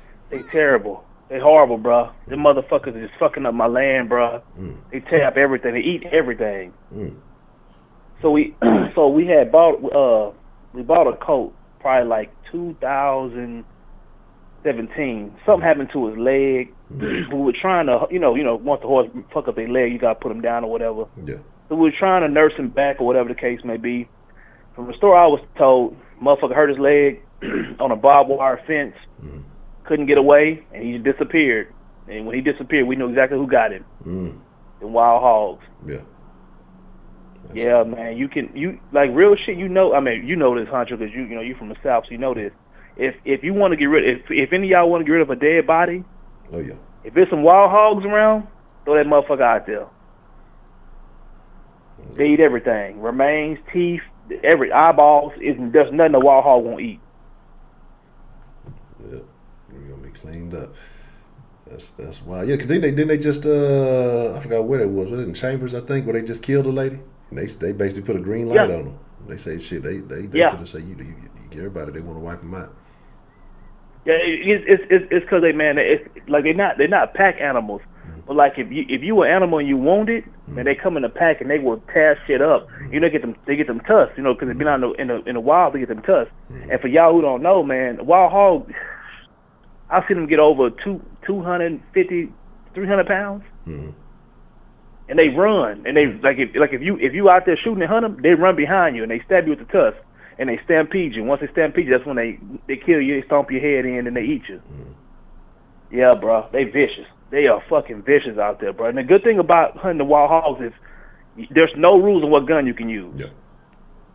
So you go out there with the AK, you can be blasting their motherfucking ass. The problem is, it's a lot of them motherfuckers. So if you shoot them out there and you hunt them, if they circle you up, if they get around your circle, you dead. You can go ahead and kill you dead. Ain't no shooting your way out of that shit. If you ain't experienced hunter, you're not gonna knock them down with one shot. Yeah. I've seen them get shot in the head and keep running. So it's vicious. Now, I'm not a wild hog eater because it's like wild boar is not my thing. Yeah. Let me back up because some of y'all, y'all from the city. Wild hog, wild boar, same thing. It has a very distinct taste of their meat. It's more of a delicate meat. Like if you overcook it, it dries it out. If you into it, you really into it. I'm not. I've had it numerous times. What I used to do is when I kill them, I'll round them up and I'll sell them. Yeah. And they'll come out there, pick them all up with the truck. You usually get about 100. They usually give you about 150 to 200 per hog, depending on the size of them. Yeah. Typically. So I try to kill between me and my brothers and my dad. Try to kill about 50 every time we go out to our land. We try to kill about 50 of them. Yeah, shit. Eat all your crops. Yeah, that's a solid lick. Shit. Yeah, it's a good looking. Truth be told, I wish I could go out there more often and do more hunting out there, just because it's just a lot of frustrating. You bet all day killing motherfuckers. It be so many of them. But man, the shit's so fucking dangerous. And I want to be very clear on this. If any of y'all come down here and want to go wild hog hunting, man, be careful. You will die out there if you know what the fuck you're doing. It ain't like hunting no deers. You ain't sitting no fucking stand and ain't waiting for no action. You fucking around and fall asleep out here, you gonna wake up in the pit of somebody's stomach. That motherfucking hog will eat you, bro. They'll fuck you up. Oh yeah, they will fuck, bro. They have fucked some, man. I've seen people survive the shit. Like when we first got into it, like the dude who taught us how to go about hunting them and stuff, man. Half his face was eaten off, man. Like he had to get like skin grafts and shit. Yeah. He fell down. He broke his leg or some shit like that. He was telling us, and then the motherfucking wild hogs came and found him, and bruh, not good. Not good at all. So that's for y'all who was wondering what I mean by country. Yes, we country. We do shit like that. We have to go out here and go wild hog hunting and shit like that. You know what I'm saying? That's how I spend my Christmas Eve pretty much. I go out there and do the hunting and shit like that. So it is what it is. It's either that or let them eat up all your crops and kill every fucking thing on your land. So it's pretty much how you do it. And before I get off the phone, for y'all to know, they fuck a lot too, man. The wild hogs, they just fuck. Eat and fuck is all they do. You trying to start calling some wild niggas. Boy, they just be fucking, bro, all day long. They eating fuck. And I'm telling you, man, I've never seen an animal eat a horse. They eat horses, and horse meat is tough. Because a horse ain't never muscle. Yeah. So you chew through horse meat, bro, and you chew through horse meat and the bones, bro. It's rough. They don't even leave no skeleton or nothing, man. So, nonetheless, I'm not gonna cuss nobody out. All y'all are good with me. Kenneth pretty much did all that for the night. So, all y'all good with me, man. Merry Christmas to y'all. To everybody who not with y'all, family, man. I'm praying for y'all. Don't listen. I say this every holiday. Don't let nobody steal your joy. You got fucked up family members who gonna come up and ask you all them stupid ass questions and bother you when you're gonna get married and where is this and where that. Man, either tune them out or don't go around them. If you got friends who you get along with, have a friend's Christmas or a Friendsgiving, whatever the fuck you want to call it. Go do that, man. Just keep the stress down. And if you and your family ain't never got along, don't go there for Christmas. Y'all still not gonna get along. You just faking the feeling. Fuck them. Y'all be blessed, man. Good night. I really appreciate it. Have a good one, man. All right. What's the motherfucking deal? We got called into the Denline this evening. Hey, it's Belle for a second time. Miss Belle, what's on your mind this evening? A couple things. I'm actually kind of glad Prepaid called in between me and Kenneth. Gave me a minute to take a step back and breathe. I need to say this. I like Kenneth. I think that he's a good person. I think that some of his language is misguided, and this is my opinion. It's not meant to hurt him. It's just meant in my observation of when things get focused on me. He made the statement that he doesn't play well. Well, sometimes some of his language comes across as lowbrow bullying and offensive. More times than not, I can hear him being negative about white women in the den. Well, guess what? I'm a white woman. And whether it applies to me or not, because he's put that label out there, I may or may not identify with it. But don't put me under the rug if you don't want somebody talking about you being whatever you are, who you are. You don't get the right to be rude and ignorant back to other people in other situations. And if you, and I need to breathe because I'm really frustrated. Like I said, I think that Kenneth is a good person, but I don't like being fucked with. I don't like the fact that he has no problem either shooting below the belt or cutting across lines and talking about family members when he's had his own dysfunction, and it comes across truly as low-key bullying. You know, if you have family problems of your own and you're throwing somebody else's family into the bus, how petty does that kind of really come across to everybody else? Now, I will say this. I choose to be politically correct because I know I can be petty, I know I can be bitchy, and I know I can go over the edge. But I'd like to direct it to the person that I'm pissed off at, not at spray it across the board at everybody else. I'm blessed to have the folks in the den, but I deserve the respect of being a white person in this den, and I get frustrated at the ignorance, and I'm intolerant of being labeled the white women in this group, because guess what? If you ain't a white woman, you can't tell me how I feel. Just like I can't tell a black person or a gay person or a pansexual person or anybody else that has those experiences what it's like because I'm not them.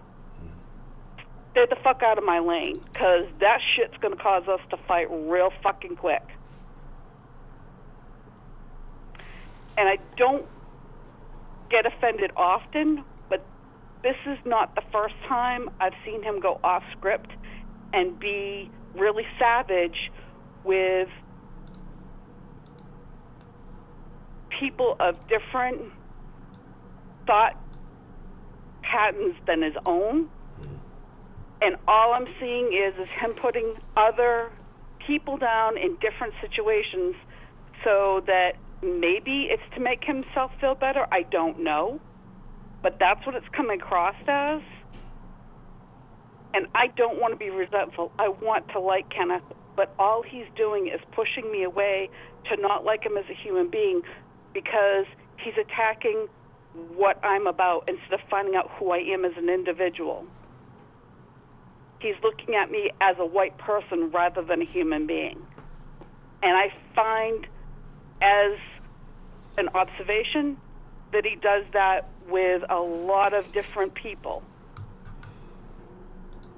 And I don't know him well enough, but that's the intent I get, because it's not just the words, it's how you say it. It's the mean undertone. It's the, what did somebody call it? Trifling attitude. And he all but said he was a bully in college. Well, when you put people down in the den because you feel like you're being threatened, then actually you do end up coming off as being the bully. And that's not okay.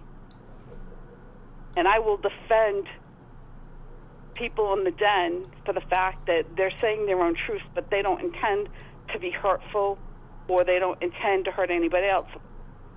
Big M and I had a beef, and he came to me and said, listen, you know, I didn't mean this, and we misunderstood words, but we talked about it. And we're cool. At least I think we are. You know, I probably will never be cool with who I shall not name, and I'm okay with that. But I don't speak her name, she doesn't speak mine, we keep our own peace. But I'm not going to allow other people or myself to be lambasted because somebody chooses to be ignorant and unrespectful of different people and different lifestyles than their own. You know? And if you haven't had a baby, guess what? You really don't have a right to talk about whether or not they abort it or whether or not they keep it, because you don't have that equipment to deal with it. Unless you've created that particular child, it's not your voice that needs to be heard. It's the father and the mother or the biological parents that have that right. Everybody else needs to stay the fuck out of it, because you don't know their story, and all it becomes is gossip. And I've walked away from my own family at one point because they were too opinionated. And it became rude and disrespectful and not mindful of what I needed to go through. So I'm just hoping that, Kenneth, I really like you as a human being, but be mindful of other people in this den because we want you to be there, but your words can cut too close to the bone, and you're not caring will push people away so quick your head will spin. And I hate to see that happen when you want to be here with us, but you're pushing us away. And I can't speak for everybody else, but you're doing that with me. Okay, Honcho, you got any other questions for me? No, I don't think so. I know. How come I got Kitty up there? The kitty was requested. Okay. But so here's my thing, and I know that some things may have been said or something. Look, you gotta refill the lavender, and just. Oh yeah, I'm chilling. No, and I don't. Like I said, I don't hate Fitz. I just need him to understand that. Yeah, not okay. So take a step back and replay your words and hear how they might come across to somebody else. Because I've had to do that. Okay. Got anything else? No, ma'am, I don't think so. Okay. Thanks. The lavender's going. I got about another 2 hours on it. Well, that's what's happening, Miss Bell. Well, I appreciate you calling and sharing your thoughts and sharing your feelings on the call. All right, Ed, no hard feelings, Fitz. I think that you're a good guy. I just, trying to do something hopefully positive. All right, good night. Have a good evening, Miss Bell. All right. So here's the deal, because I made a promise to the crew, the mixer crew, that we would get in a little New Vegas this evening. So we're going to get into that. We're going to get ready to wind down. And I appreciate everybody coming through this evening. I know everybody has some thoughts. I know everybody has some opinions. And it's the day before the holidays. Maybe, I don't know. Maybe we might extend it in tomorrow night. We'll see. But text, so y'all talk about it. So y'all try to force me to neglect the mixer crew. Oh.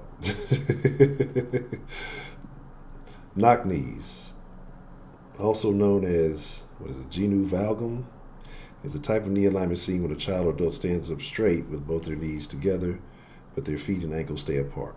Knock, like a door knock.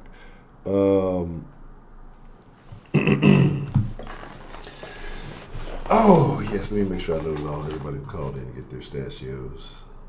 I'm glad you said that.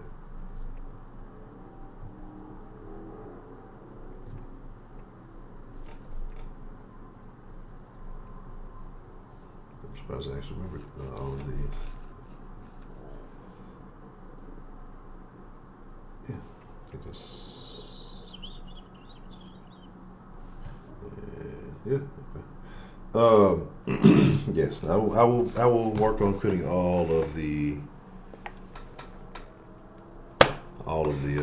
pistachios in probably in the morning. Look, I know y'all want to call in. I know y'all want to discuss, but I promise to mix your crew. It is 10 and some twanky.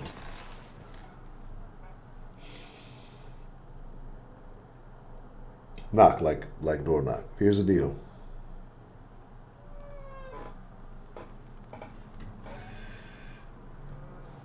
We got a time limit. What time is it right now? 12:22.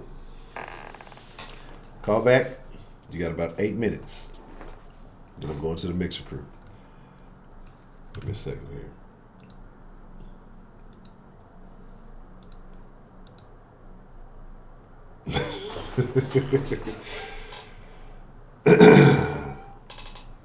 There's a man. The mixer crew, man. What you talking about, bro? The mixer crew got like 11 deep. You know what I'm saying? We climb. The mixer crew is climbing up. All right, we climbing, and we are growing. Cause I want to fuck with some of this Fallout New Vegas. You know what I'm saying? I got you. Okay, 5 minutes. I got you. 5 minutes. You got your call, and then we'll deal with everything else tomorrow. No, Shannon is not the mixer crew. We already be doing our thing, and then Shannon just pop up talking about I'm here, and then be right back. And then she pop up again saying I'm here. You might have to call back. You might have to hang up and call back because it's not showing me if anybody's on hold. So you may have to hang it up and call back. Yeah, so I'm bringing back the New Vegas, man. So we will wrap it up. We'll give a chance to respond. So tomorrow we'll have some form of New Year's Eve conversation. I don't know what we're going to talk about.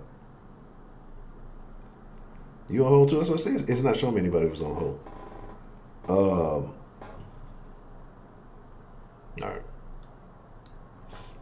right, Ken. You got 5 minutes, but spill your beef. Linda, motherfucking Linda. Okay.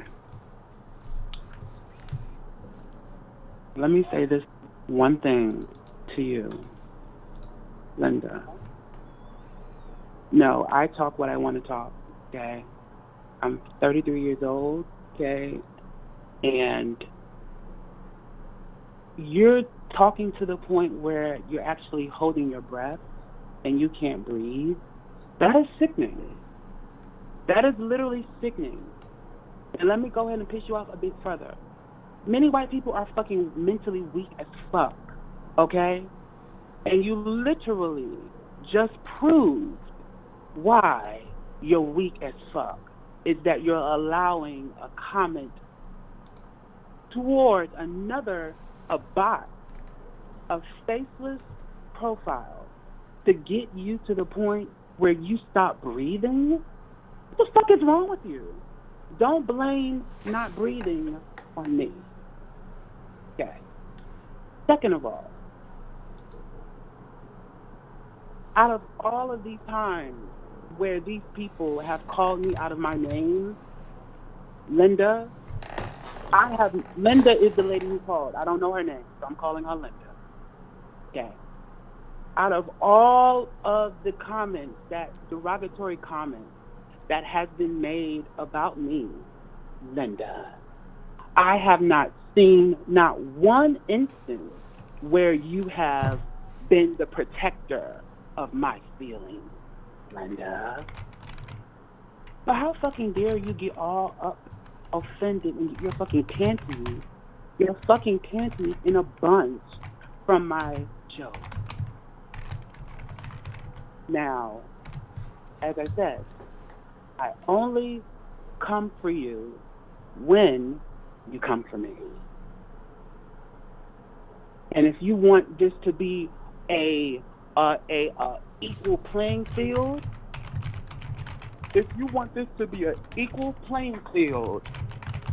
then, oh my gosh. Wait 1 second. Okay.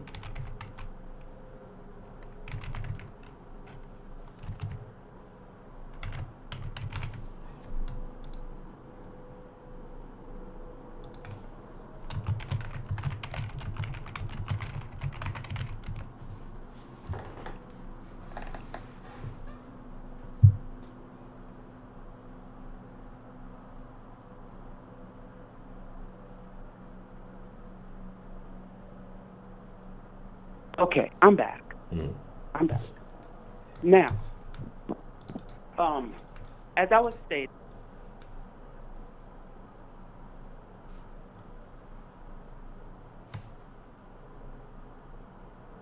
As I was stating,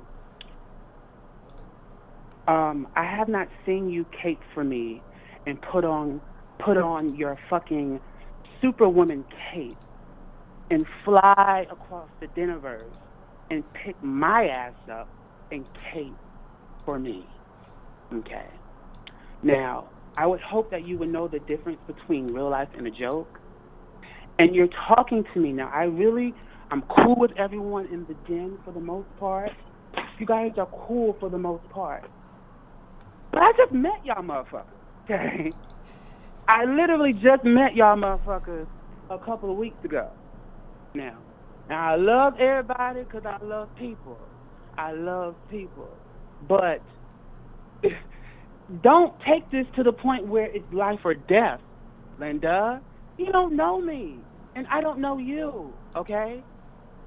Now, I have not seen you go at the savage Donald Trump. I have not seen you go at the culture. I have not seen you go at these people.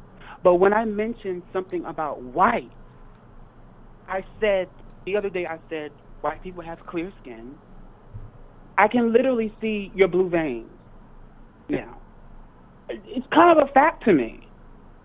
So I don't understand why you're taking this to the point where you're taking it. It's okay if you don't like me. You're saying that you're really trying hard to like me. It's okay if you don't like me. Everyone isn't going to be liked. It's totally okay. And I'm not here to please you. I'm not here to soothe feelings. I've been soothing and drinking white tears for the majority of my life. Now it's time for you to drink your own fucking tears, okay? I don't want any other tears.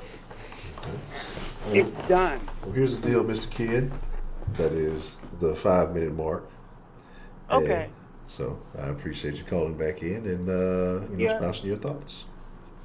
Yeah, it's all good. But like I said, I be seeing like a lot of protection of white feelings going on here, and I've noticed it, and I know that because they are the minority, but in the same sense, I am the minority as well, and the protection that these white tears get is not on the same level as protection that I receive.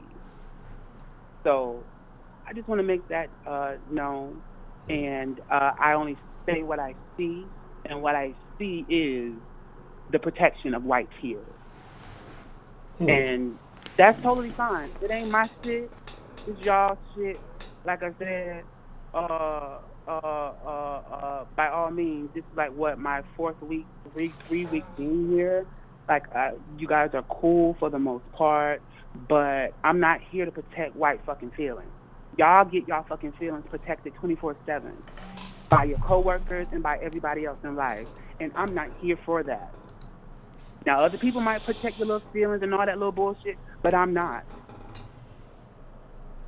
And that's all I have to say. If everybody else can say what the fuck that they say and call me all types of names in the book when I don't give them a reason to in the beginning, then I can very much defend myself. There's been plenty of times where people have come at me, and then when I come back, it's a fucking problem. But that's just like you watching a woman hit a man in the street and you not do anything, and then as soon as he slapped her fucking ass back, now you're up in arms. Be fucking proactive instead of reactive in this situation if you care about the equality so much. Be fair about that. I'm not backing down. You're telling me to take 2 steps backwards? Boo. I don't give a fuck how old you are, okay? You can be 150 fucking years old, and I wouldn't give a fuck. It is what it is with me.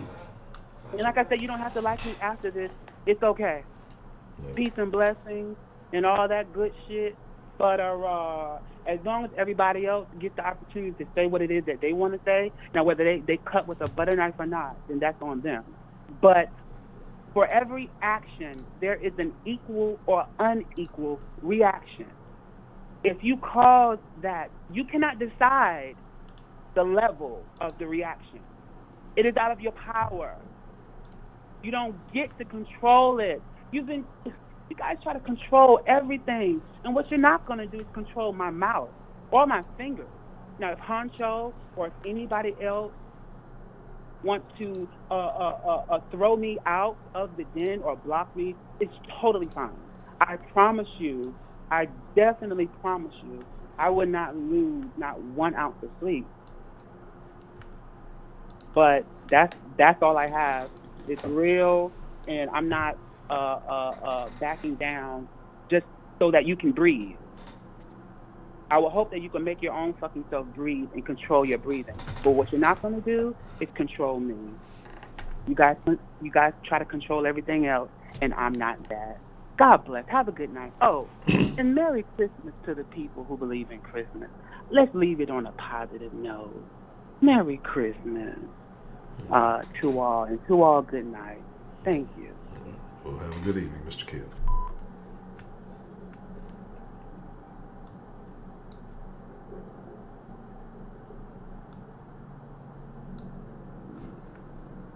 Now,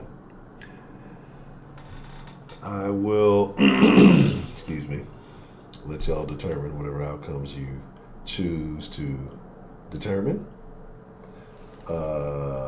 So Mixer Crew, we will, well, it's a little past 12:30 now. It's about 12:35, so let's say 12:40. We will be sliding into the Mixer Crew. And I appreciate all of you, whether you agree, disagree, whatever your points of view are. Like I say, this is the den where everyone is allowed to have their own thoughts and decide for themselves. That is the purpose of freedom of speech. Some of y'all on these messages, y'all are wild people.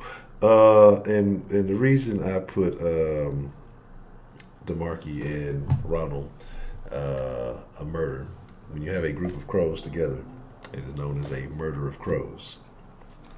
So, y'all, I see y'all. But with that being said, tomorrow we'll be back at it then at 10. I appreciate all of you for coming this evening. And I did not give anybody their pistachios, but like I said, I'm going to go back and I'm going to put them all I got all the days that the bot was down, and I will put all of the, I'll put all of the stuff together. So make sure all you get your pistachios in time for Christmas, so you can spend all your. I've been talking about pistachios so much. I think I'm gonna buy me some pistachios. I'm fucking. I kind of want some now. But I'll leave the chat open if you guys want to continue to chop it up with each other while we slide into the Mixer Crew. Like I said, we'll be live here in just a few minutes. But with that being said, I appreciate you all. I thank you all for coming. Until tomorrow, like I say, Ed Honcho HTX, Ed Honcho HTX on Instagram and Twitter, Den Show on Facebook, like the Den Show Facebook page. What am I forgetting?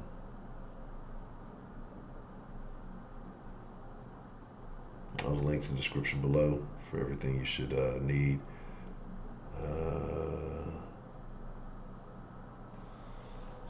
Shout out to Savage Donald Trump, Cultured, Linda News 335, Big Mommy Rashida.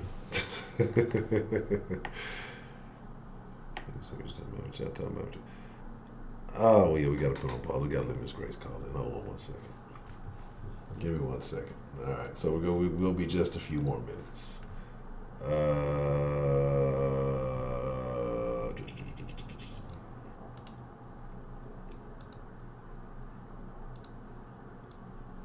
you know I gotta hear Miss Grace's accent. I love that accent. All right, Miss Grace, feel free to call in. But I will.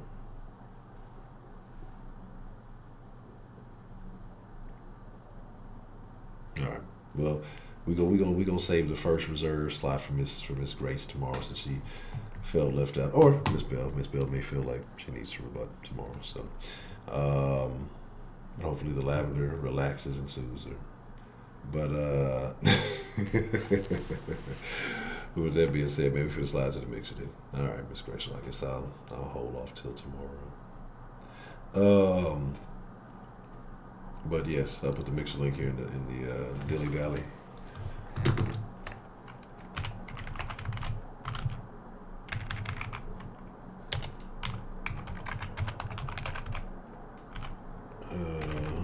Honcho sauce, yes. I'm gonna fuck with some New Vegas tonight. Make some bad decisions. Listening to the voices in the mixer. But hey, I appreciate each and every one of y'all, man. I thank y'all for being here. But look, you ain't got to go home. You got to get the fuck up out of here. I'm inviting y'all to come join me in the mixer. If not, I'll catch y'all tomorrow at 10.